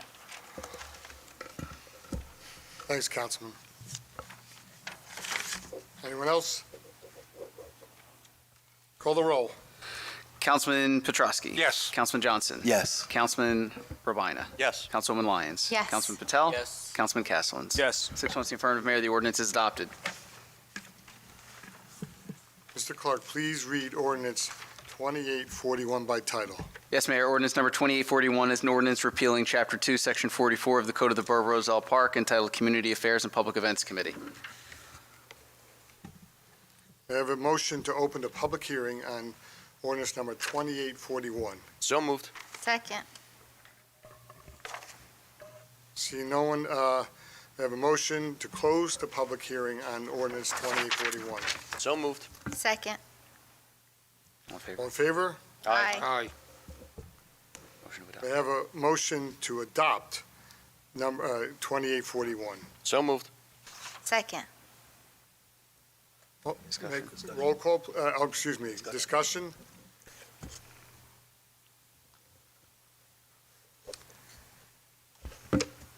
Call the roll. Call the roll, Mr. Clerk. Councilman Petrosky? Yes. Councilman Johnson? Yes. Councilman Robina? Yes. Councilwoman Lyons? Yes. Councilman Patel? Councilman Castellans? Yes. 6 votes in the affirmative, Mayor. The ordinance is adopted. Mr. Clerk, please read ordinance 2842 by title. Yes, Mayor. Ordinance 2842 is an ordinance for second reading and public hearing, an ordinance amending Chapter 2, Section 31 of the Code of the Borough of Roselle Park entitled Community Center. I have a motion to open the public hearing on number 2842. So moved. Second. All in favor? All in favor? Aye. Aye. Close it. May I have a motion to adopt? Close it. No, close. Close the public portion. May I have a motion to close the public hearing on 2842? So moved. Second. All in favor? All in favor? Aye. Aye. May I have a motion to adopt 2842? So moved. Second. Discussion. Any discussion? Roll call. Roll call, please. Councilman Petrosky? Yes. Councilman Johnson? Yes. Councilman Ravina? Yes. Councilwoman Lyons? Yes. Councilman Patel? Yes. Councilman Castleton? Yes. 6 votes in the affirmative, Mayor. The ordinance is adopted. Mr. Clerk, please read ordinance 2843 by title. Yes, Mayor. Ordinance 2843 is an ordinance for introduction. Ordinance amending Chapter 2, Section 63 of the Code of the Borough of Roselle Park entitled Hiring of Borough Employees. May I have a motion to approve ordinance 2843 for induction and fix the date for second reading and public hearing on February 19th, 2026? So moved. Second. Is there any discussion? Yes, Mayor, if I may.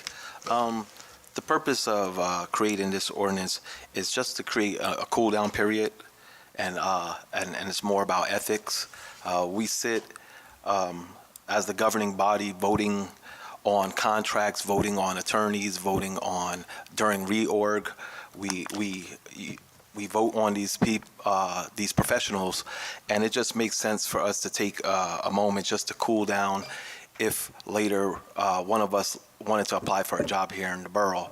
I think that the experience would still be good, but I just think it just makes sense to have just a small timeout, allowing the reorganizational cycle to elapse before considering any of my colleagues, including myself, for any borough positions or jobs.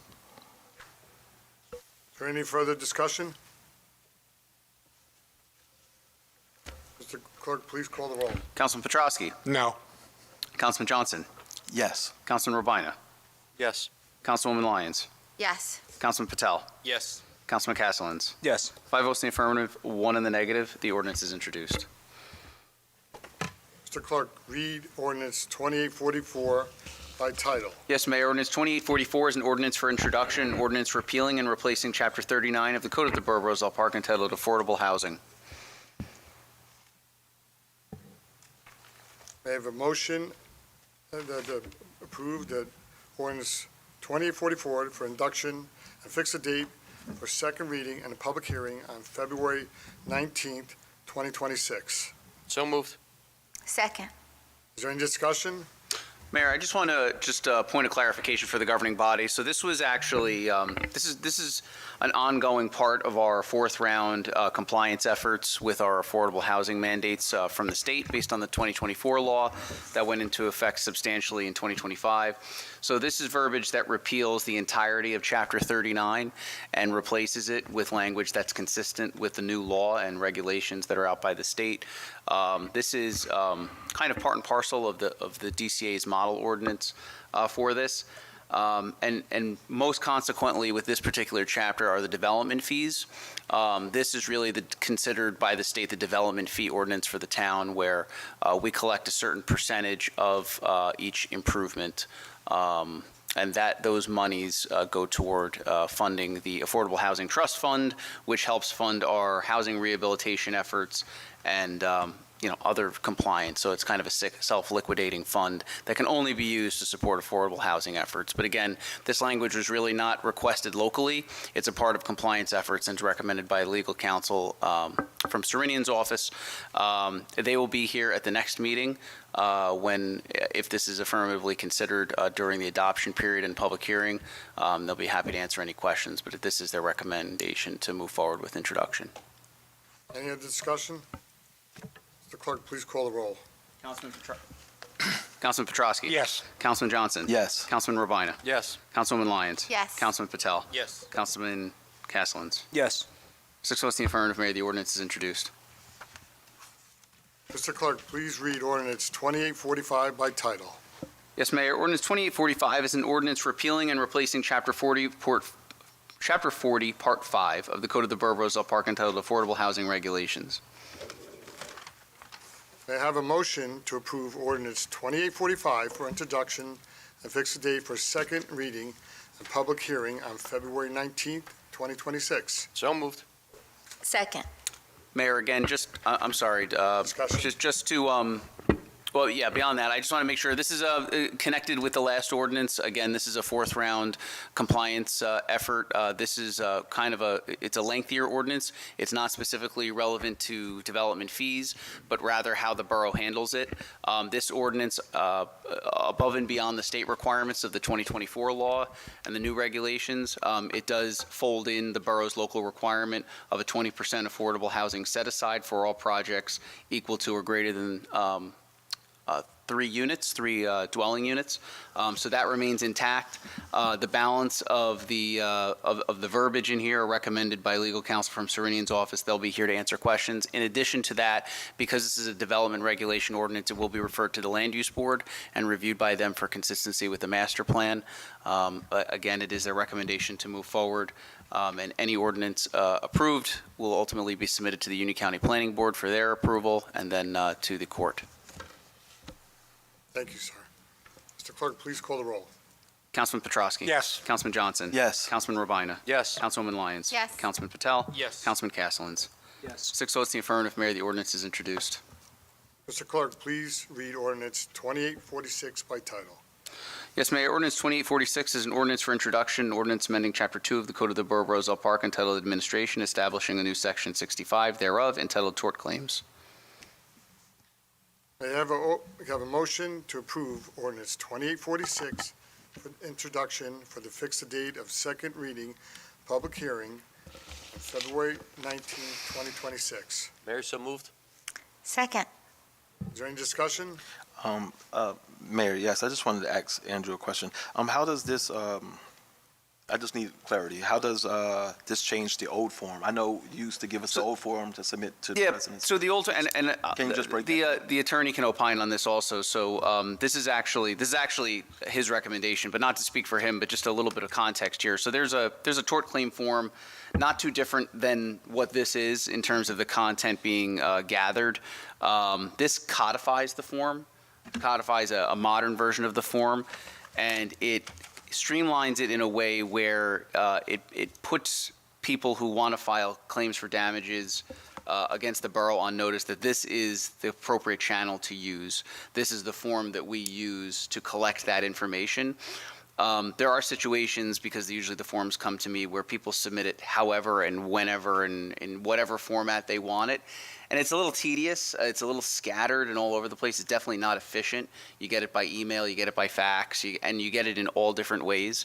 I don't know, Steve, if you want to go into it. I would just suggest, when I first got here, a couple of tort claims came in, and I looked, and I think one of them, there's a state tort claim form, a generalized form that came in, and I said, do we have our own formally established form?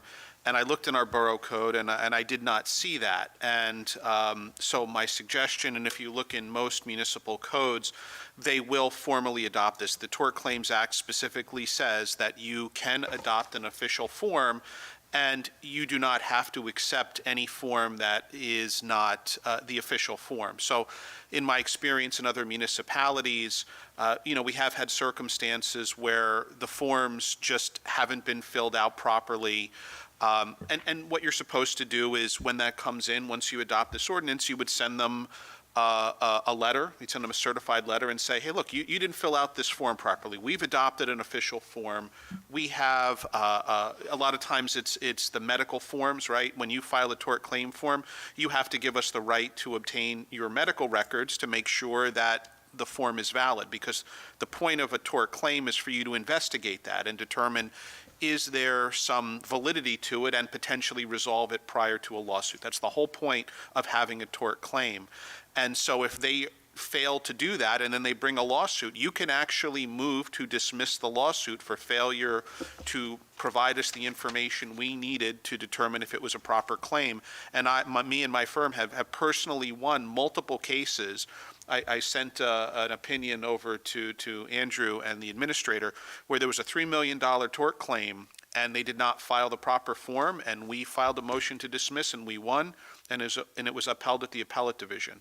Because it is important, when you're saying you want to sue a municipality, that you give us the information that we need to have so that we can assess it, and assess it early while the records are still fresh and while you can get them and review them. So again, it's a best practice. It's something that municipalities that my firm and I represent, we recommend having this in place. So again, it's not a huge change to anything. It just says, hey, look, if you want to file a tort claim, if you want to come in and sue the borough, then you have to follow the rules, and here's the form that you need to follow. This is the information that we want and that we need.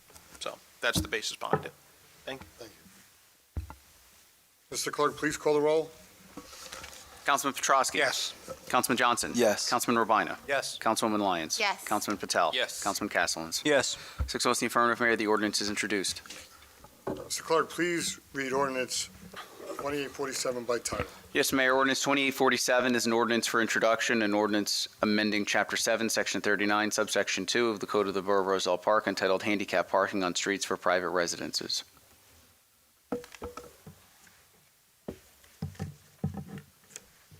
May I have a motion to approve ordinance 2847 for introduction and fix the date for second reading and public hearing at February 19th, 2026. Mayor, so moved. Second. Is there any discussion? Mr. Clerk, please call the roll. Councilman Petrosky. Yes. Councilman Johnson. Yes. Councilman Urbina. Yes. Councilwoman Lyons. Yes. Councilman Patel. Yes. Councilman Castellans. Yes. 6 votes in the affirmative, Mayor. The ordinance is introduced.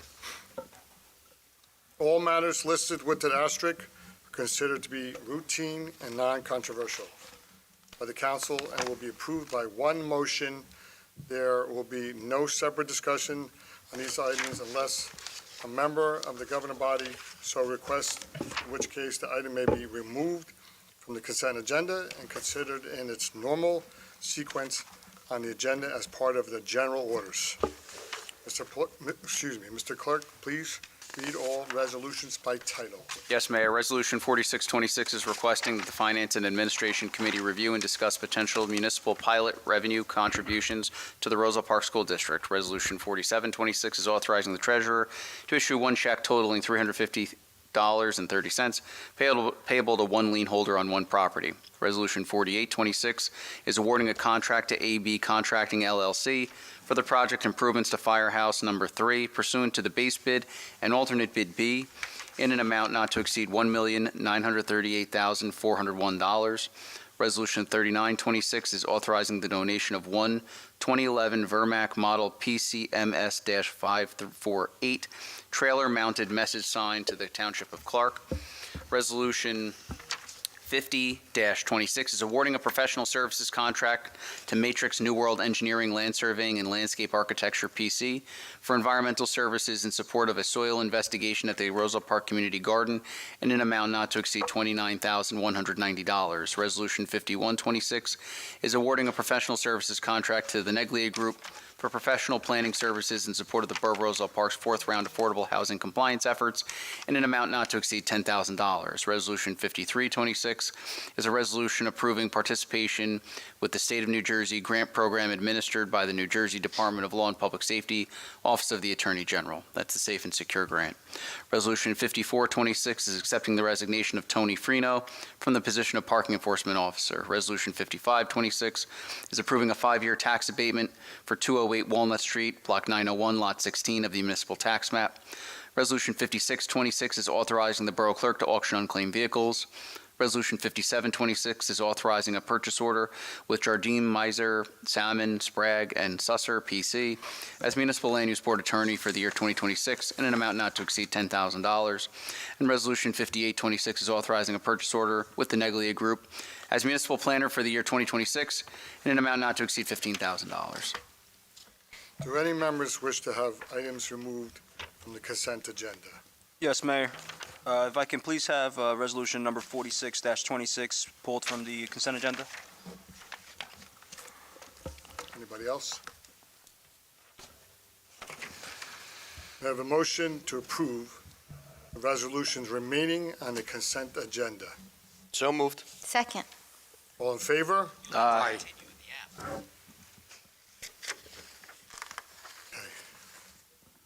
Now, back to 46. 4626.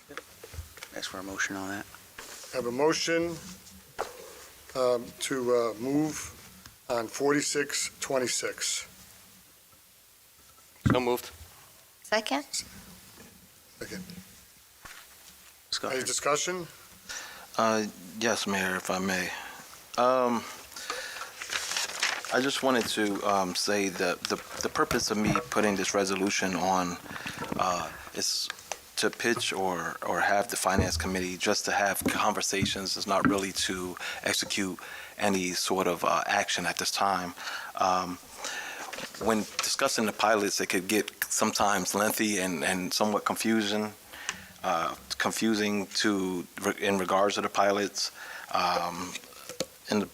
So my thought process in this particular situation is just to hopefully the Finance Committee can come up with some sort of recompense for the schools, because in my view, I feel as though that they're not receiving their total share of their revenue. They are receiving tax revenue, which is from the land use value of the land only. But when you do tax assessments are the land and the property structure is where you get the most bang for your buck. Why these pilots are created, because that's where the tax ratables really come from, and majority of the money comes from. So yes, in essence, the schools are receiving money and connected to the pilots, but only the land value. The building, I already mentioned that, I'm sorry. So, I mean, my concern isn't about whether the schools receive any funding. It's about whether the funding they receive reflects the actual impact these redevelopment projects have on enrollment and operation costs. Right now, the school revenue is limited to land value, and while improvements, which is the building structure, generate students are excluded. So I think everything is connected. So when the schools are doing their budget, they, for instance, we can use, for instance, the property that was just mentioned, which was on 10 West Westfield, when they're doing their assessment, if this case was the parcel and we named it an area of redevelopment, we in essence took away the property structure, not the land. So if this, just for example, is 100K, right? Just to make this argument or notion a little bit more easier to understand, and then we come in and make this an area of redevelopment, we're taking away 95,000 and they're only getting the land value.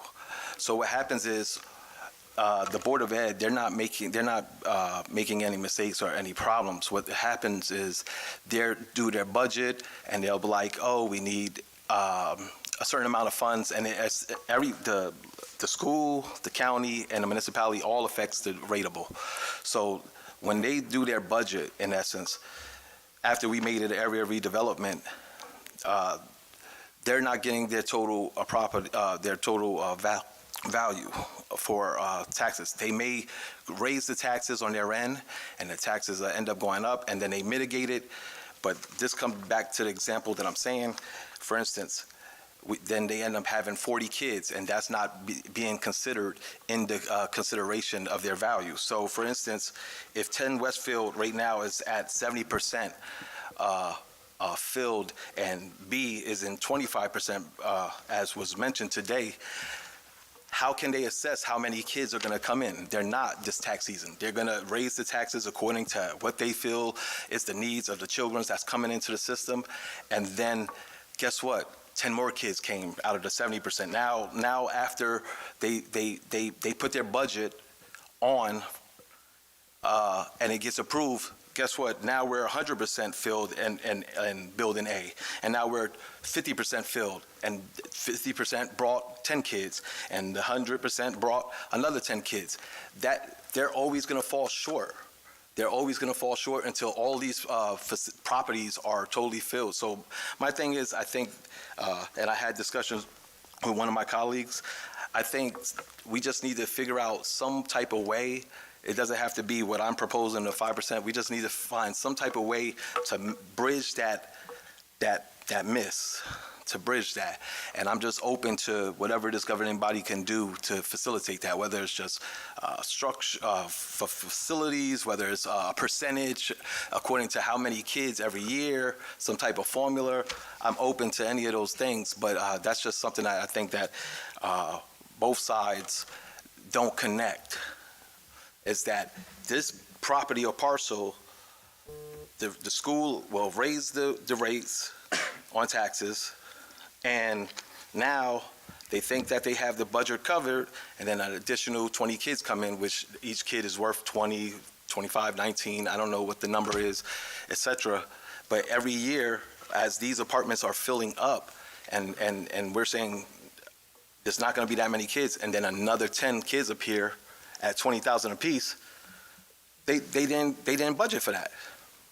So I thank you guys for allowing me to have the floor. I hope I explained it the best way that I can, and that's really it. I just want the finance committee to come together, use their minds with the CFO to try to figure out that little nuance, that little miss. So Any that's other it. discussion? Yeah, Mayor, if I may, thank you, Councilman, for putting this in. Just to clarify, the reason I requested to pull it is because I think we all share the sentiment, right? We all care about the schools and we all care about our borough and what the future holds. I wanted to just give a little bit of background. So over 10 years ago, I was on the Rahway Board of Education and working at City Hall at the time, and we had a lot of pilot programs. So I have a lot of experience in dealing with this, and when I was on the Board of Ed, we requested from City Hall that they share revenue. So we tackled this, and I learned a lot through that process. One of the main things that I learned was trying to get the data right, because the assumption is always one thing, but the data sometimes shows something different. So I'll tell you one thing is, when we did this assessment, we were at about 1,800 doors that we had open in Rahway.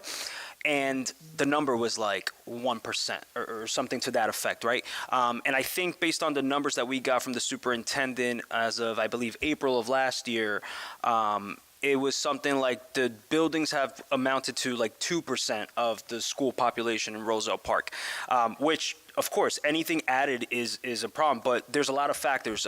What's the total enrollment at, right? Because, yes, in layman's terms, you might say, okay, well, you have more residents potentially, but if your overall enrollment is down and you're adding a smaller portion than what the enrollment down is overall, it might not have an impact on their budget. However, it would have an impact on our budget at the borough side because we already account for that money for certain things, right? So I agree that we need to analyze and study this and put together not just a resolution to say, let's talk about it, like we are talking about it, that's fantastic. Let's make an ordinance to address it in a certain way. And I wanted to pull it to ask to be tabled so that we can explore it a little more and work in conjunction with the Board of Ed to figure out what is going on, what is the impact that we're seeing so far, and what can we do going forward and address it in a more substantial way. So I'm asking my colleagues, because of this, if we can have a motion to table this. I'll second that. All right, appreciate that. Thank you. Motion and a I'll second, yeah. All in favor? I have confidence in the councilman. Aye. Aye. Aye. No, thank you, brother. It's so great talking to another stimulated mind. We're done.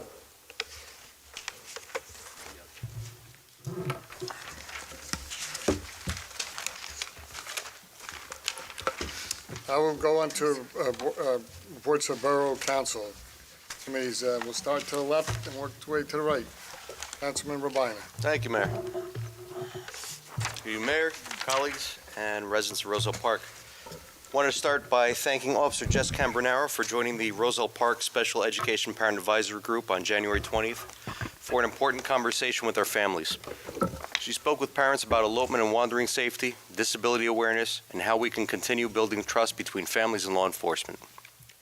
Officer Cambronaro also discussed the voluntary, anonymous elopement safety survey, answered parents' questions, and shared how training and community input helps officers respond more safely and appropriately. One message really stood out. Behavior doesn't always tell the full story. Understanding sensory needs, communication differences, flight responses, they help ensure better outcomes. When families share their experiences, our first responders are better prepared to do their jobs well and with compassion. Looking ahead, I want to highlight an upcoming Lunch and Learn with the Ombudsman, hosted by the NJ Department of Education, Roselle Park Special Services, and CPAG. This free virtual session will take place Tuesday, February 10th from 11 a.m. to 12:30 p.m. and will cover the Free Appropriate Public Education Act, parental rights, resolving differences, IEP facilitation, and early problem-solving strategies. It's a great opportunity for families to feel informed and supported. Visit the CPAG Facebook page for more information. Turning to transportation, yesterday, Jackie Garcia, municipal rep, and I, serving as alternate, attended the Union County Transportation Advisory Board meeting. We heard updates from county engineering on projects completed in 2025 and what's planned for 2026, along with regional funding opportunities from NJTPA. The county is advancing its federally funded Safe Streets for All planning effort. Using 5 years of crash and serious injury data, the county developed a high injury network identifying 20 corridors within most in need of safety improvements. While the plan highlights priority locations, it is being structured so that all municipalities, including Roselle Park, can use the data and recommendations to make repairs and to pursue federal and state funding for local pedestrian, bicycle, and traffic safety improvements. The county is committed to sharing all underlying data with municipalities to support grant applications and to help support local planning efforts. Significant progress was also reported on active transportation and rail projects. The East Coast Greenway on-road connection linking Elizabeth through Roselle to Cranford is nearing final NJDOT review. The project will include a combination of dedicated bike lanes and shared roadway treatments and represents the county's first on-road bicycle facility. Once approved, the project is expected to move quickly to bid and construction, with a substantial completion anticipated by the end of 2026. The county engineer also provided an update on the Al Wolkoff Memorial Trail, or currently known as the Rahway Valley Rail Trail, beginning the 5th Ward.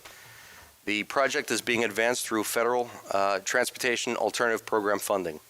The county has completed consultant selection and is awaiting final NJDOT authorization to begin concept development, a critical phase that will define trail alignment, crossings, access points, and engineering requirements. Lease agreements with NJDOT for use of the former rail corridor are also being updated.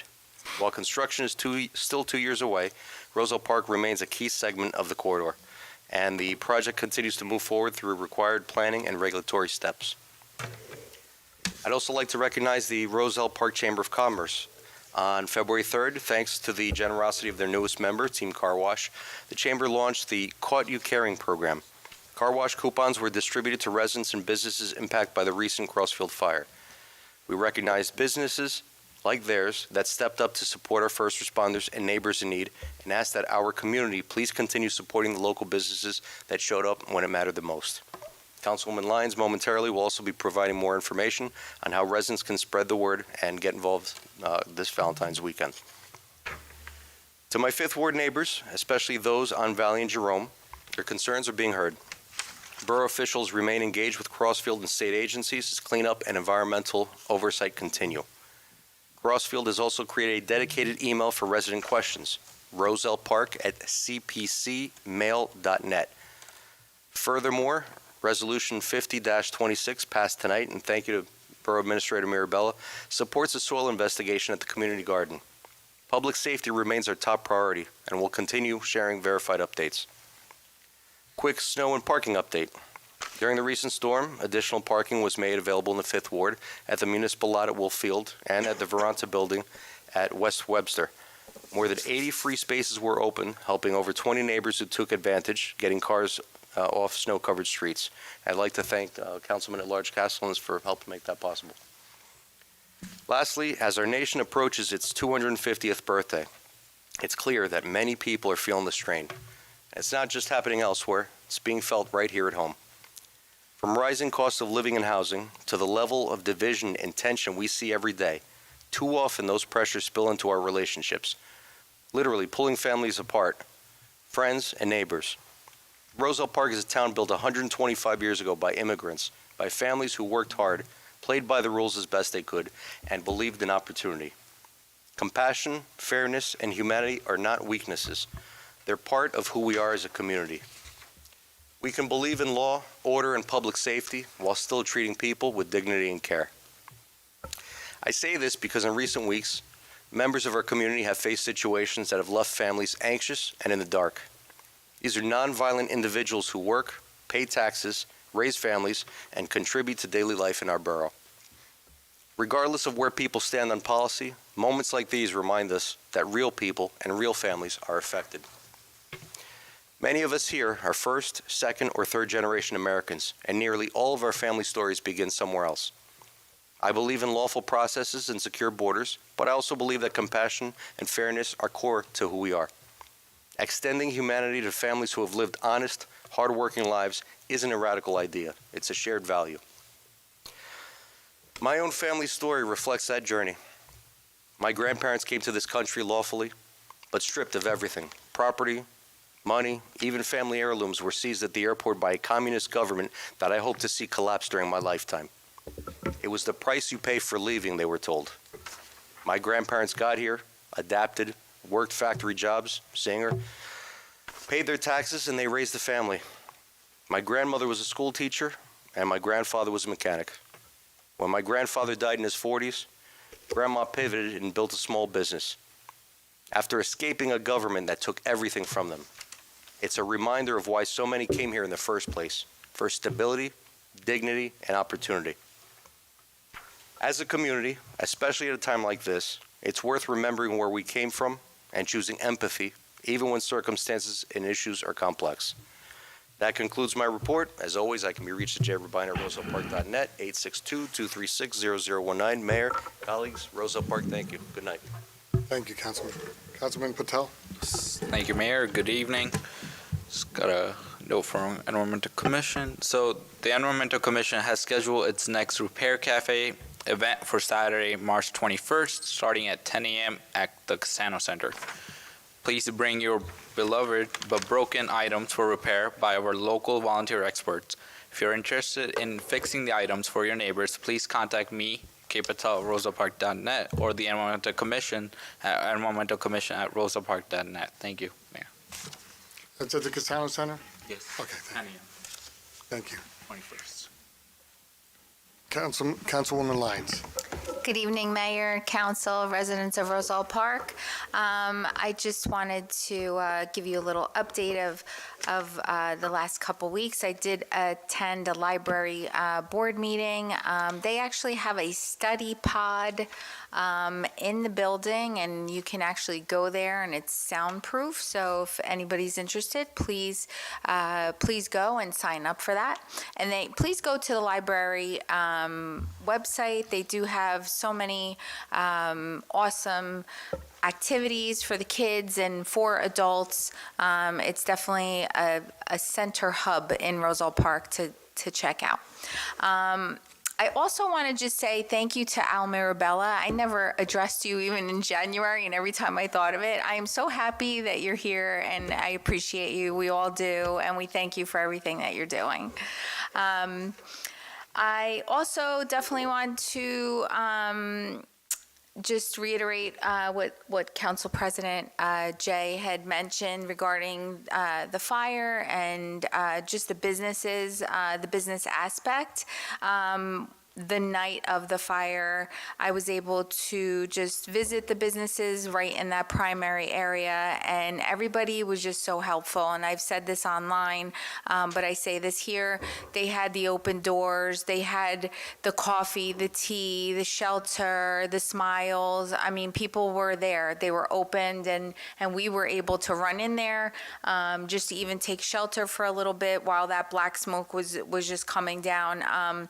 So I had mentioned to Council President Jay to let's do a give back weekend.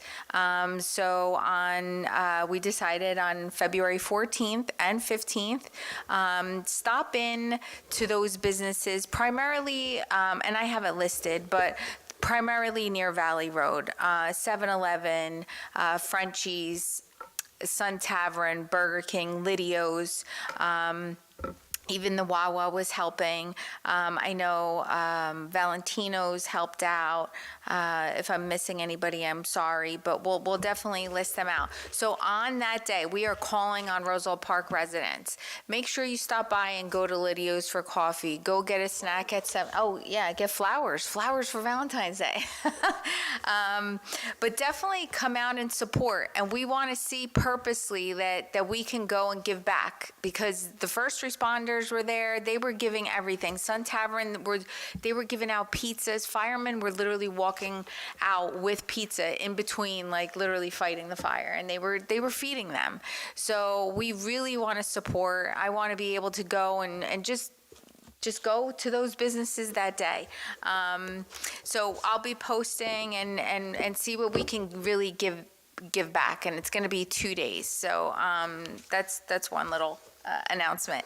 Also during that week, I actually bought these encouragement cards, I call them. I wanted to do Valentine's Day for everybody and try to get the art teachers, but it's just coming across very fast. So I'm going to post and we'll put them out at these businesses. So stop by and grab a little love card for yourself. And they're going to be at the businesses. I'm going to drop them off, and that's where they're going to be this next week. Coming up in March, Woman of the Year. I heard that it's filling up. My form out there that Rupen has helped me with.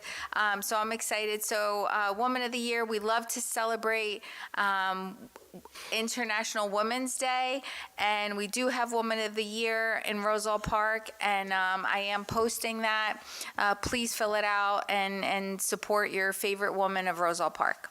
I also have a Women's Night celebration on March 7th at Costa's, and I'll be putting that out there. I already said save the date for that time, and we just gather together, we eat together, and really inspire one another and tell each other stories, because it's all about getting to know each other and being united on that. And just stay tuned. Hopefully the spring weather will be here before any more snow. No more snow for the year, please. And I'll be resuming the Roselle Park Walking Club and so many other events that are going to be coming out. We definitely want to see you all out there. And I'll just end on this, and just to reiterate just some things. And Roselle Park has been my hometown. My parents came here in 1968 from Italy, and even earlier family members came in 1963. And my mom always taught me to love your neighbor. And I say this every time, but she's still giving out bread and cookies. And if she has extra things, she's going next door. And sometimes just love and kindness really helps the community out, and looking out for each other. And that can help, the world, because once you show love to someone, they'll never forget that. And if you could really be there for someone, and if we could be that community and continue to be that community, that being united is going to help us. So my number is 9087268773, rlions@rosellepark.net. Thank you. Thanks, Councilwoman. So much for saving New Year's resolutions. They'll be eating a lot that weekend. Go P. Thank you, Mayor.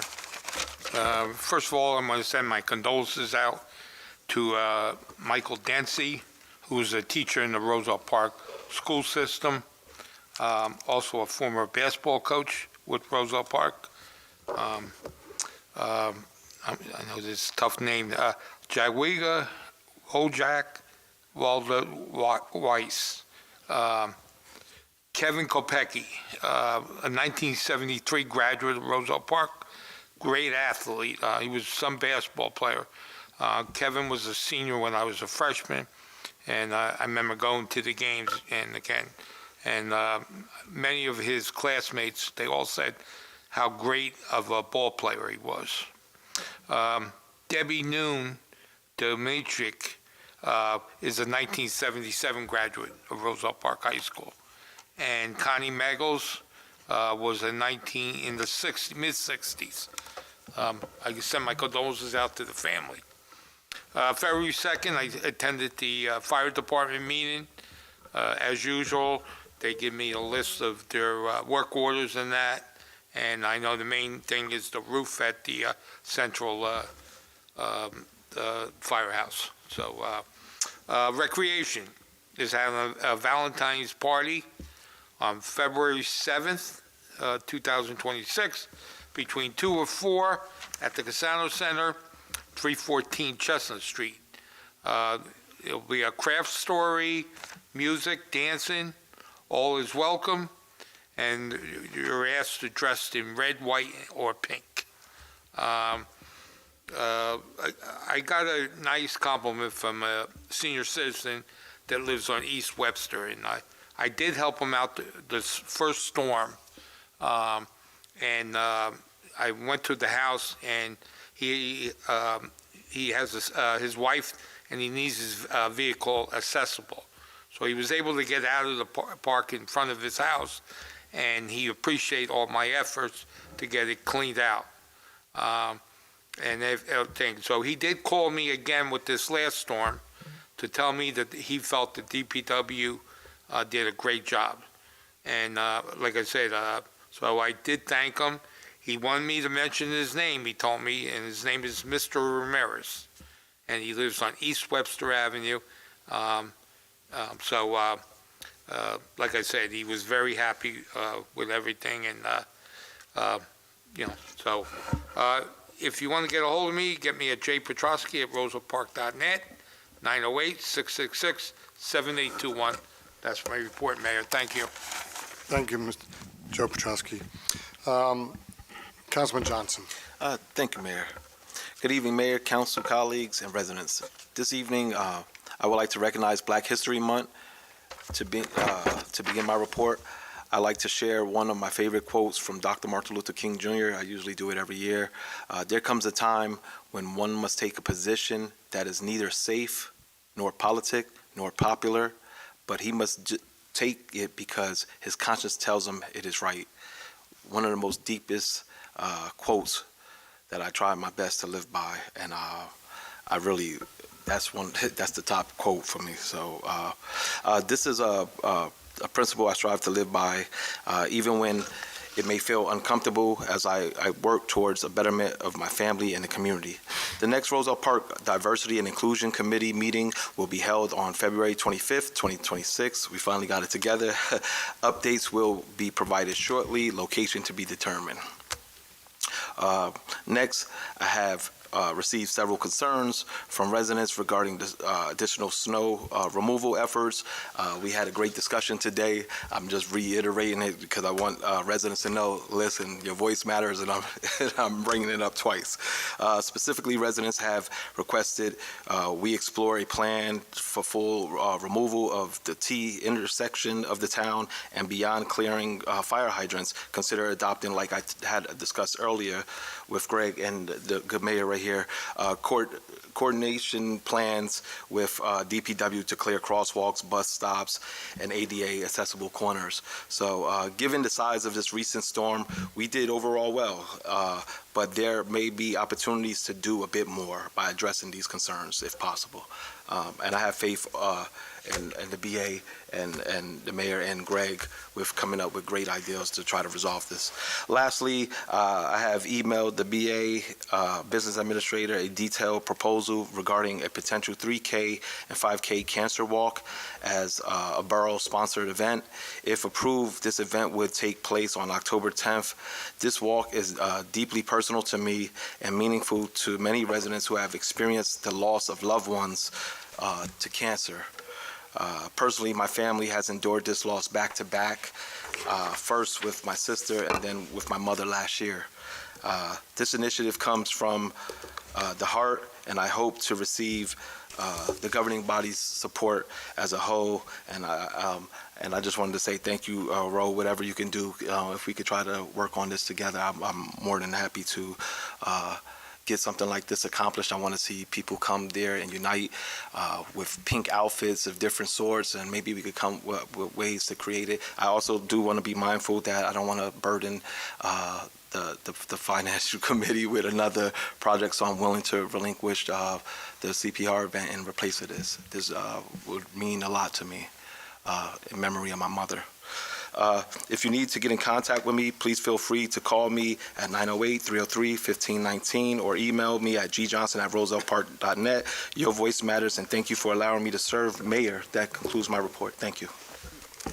Thank you, Councilman. Councilman Castles. Yes, Mayor, thank you. Still new here, so got a couple things. I finally had a really good meeting with Andrew Casillas, as the former business administrator than the clerk, just to give me the lay of the land of how the borough's doing. And I was pleased to see that financially, from the looks, doing pretty well. I definitely I guess maybe I was jaded by what we're seeing at the national level. Pretty happy with what I heard and what I saw in the reports, and that's a great testament to how this governing body has been doing things, and hope to continue that progress going forward. The most important thing on my mind is just fiscal responsibility, making sure that property taxes in New Jersey are ridiculously high. Don't want to contribute to that more than we absolutely need to. So that was a really good meeting. We're in the process of scheduling tours since I'm on the public buildings and facilities, scheduling tours for me to see all the public facilities, just so they can see recommendations and things of that nature. I also had a few conversations with our business administrator about potential ordinances and things that I want to research a little bit before proposing anything. So I will soon be coming to the table with some ideas.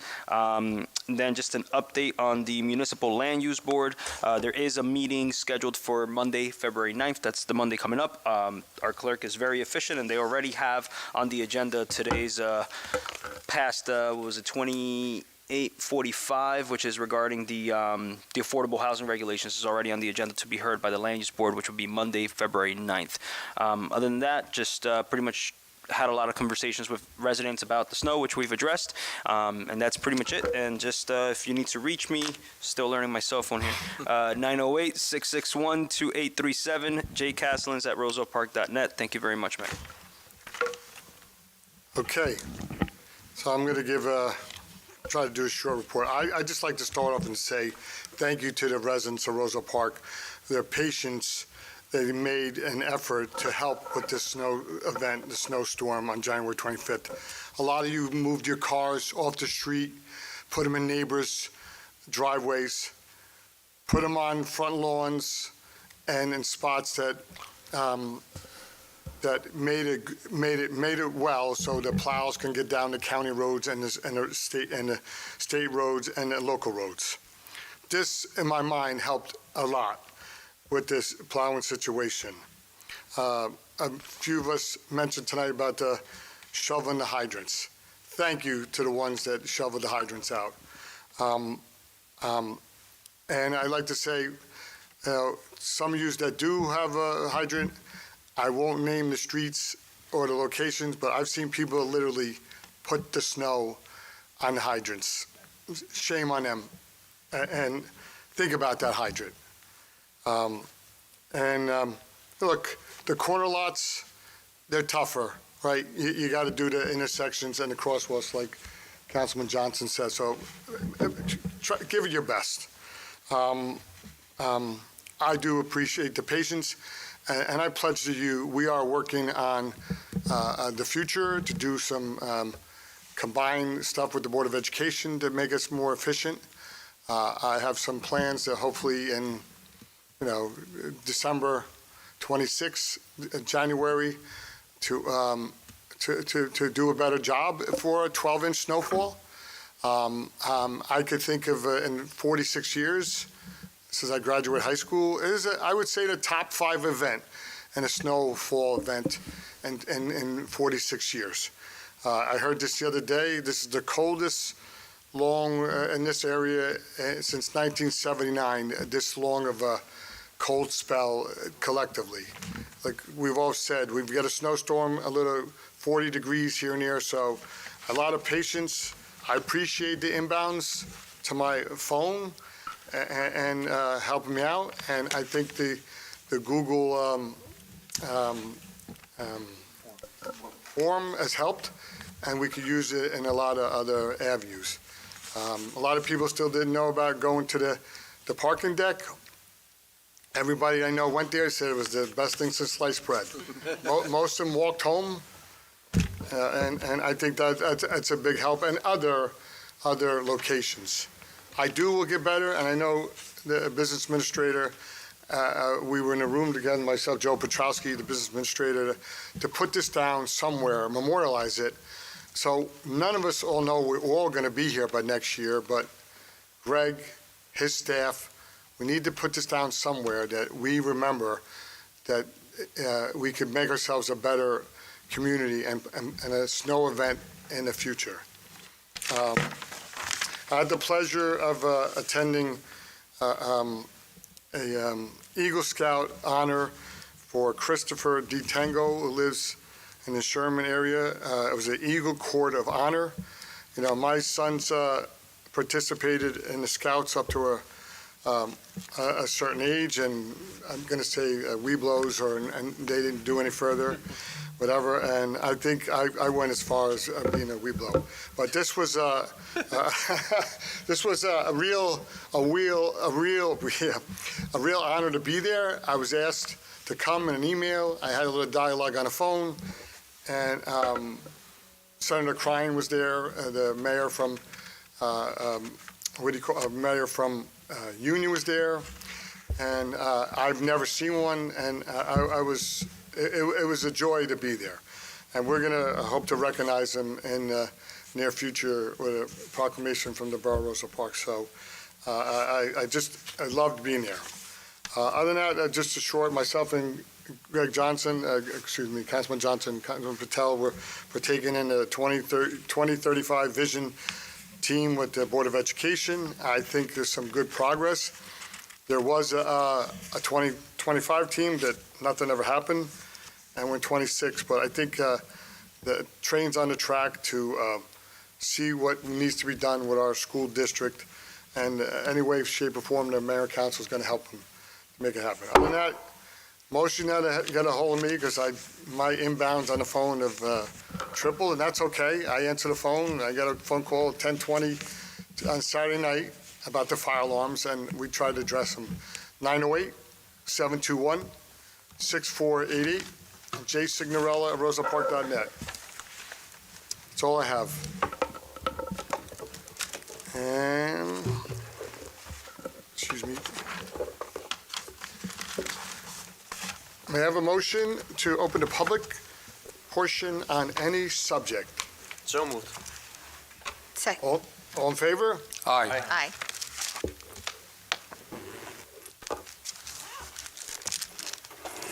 You have the mic?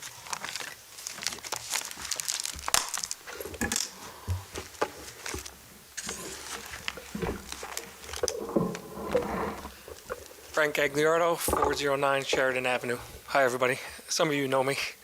I'm here on behalf of between East Clay and East Lincoln of a four-way stop on East Lincoln. I know it's a county road. I talked to the mayor privately about it, but since the years I've been living here, I've known that there's been many, many accidents on that corner, and now that we're getting a brand new park, or refurbish, I should say, of the park, I feel like we should be able to get a four-way stop there. I don't want a death to happen to initiate that four-way stop.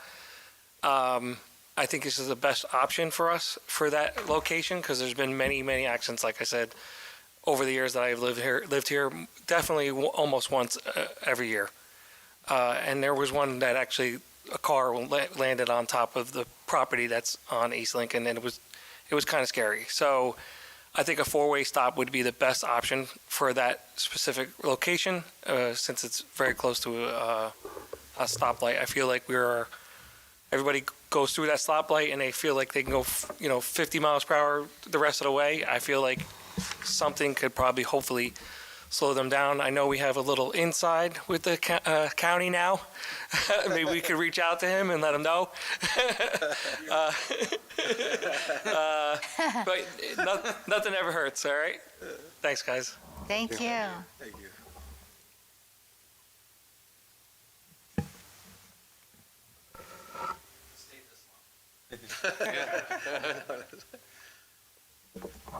Hi, everybody. Tim Coakley, 213 Charlotte Terrace. First of all, thanks to Jay, to Andrew, everybody else who is expediting or played a part in expediting the testing at the community garden. You know, it's a place I'm very passionate about.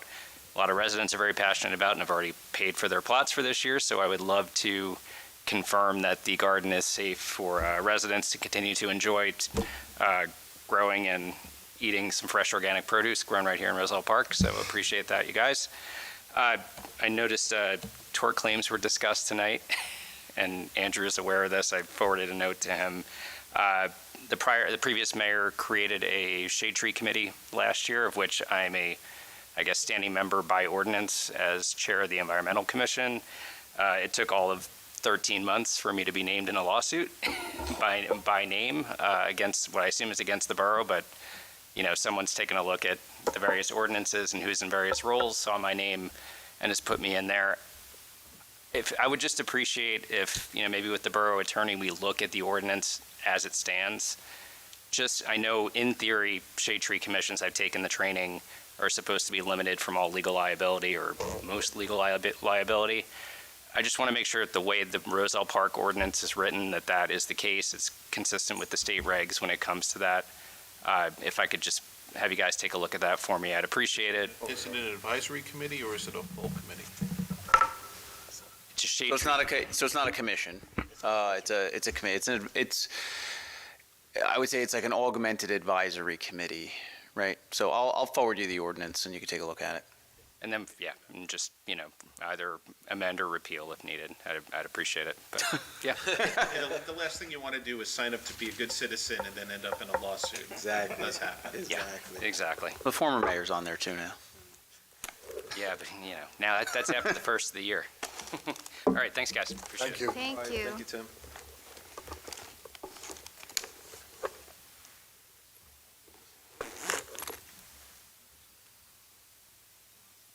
That's it? Okay, so,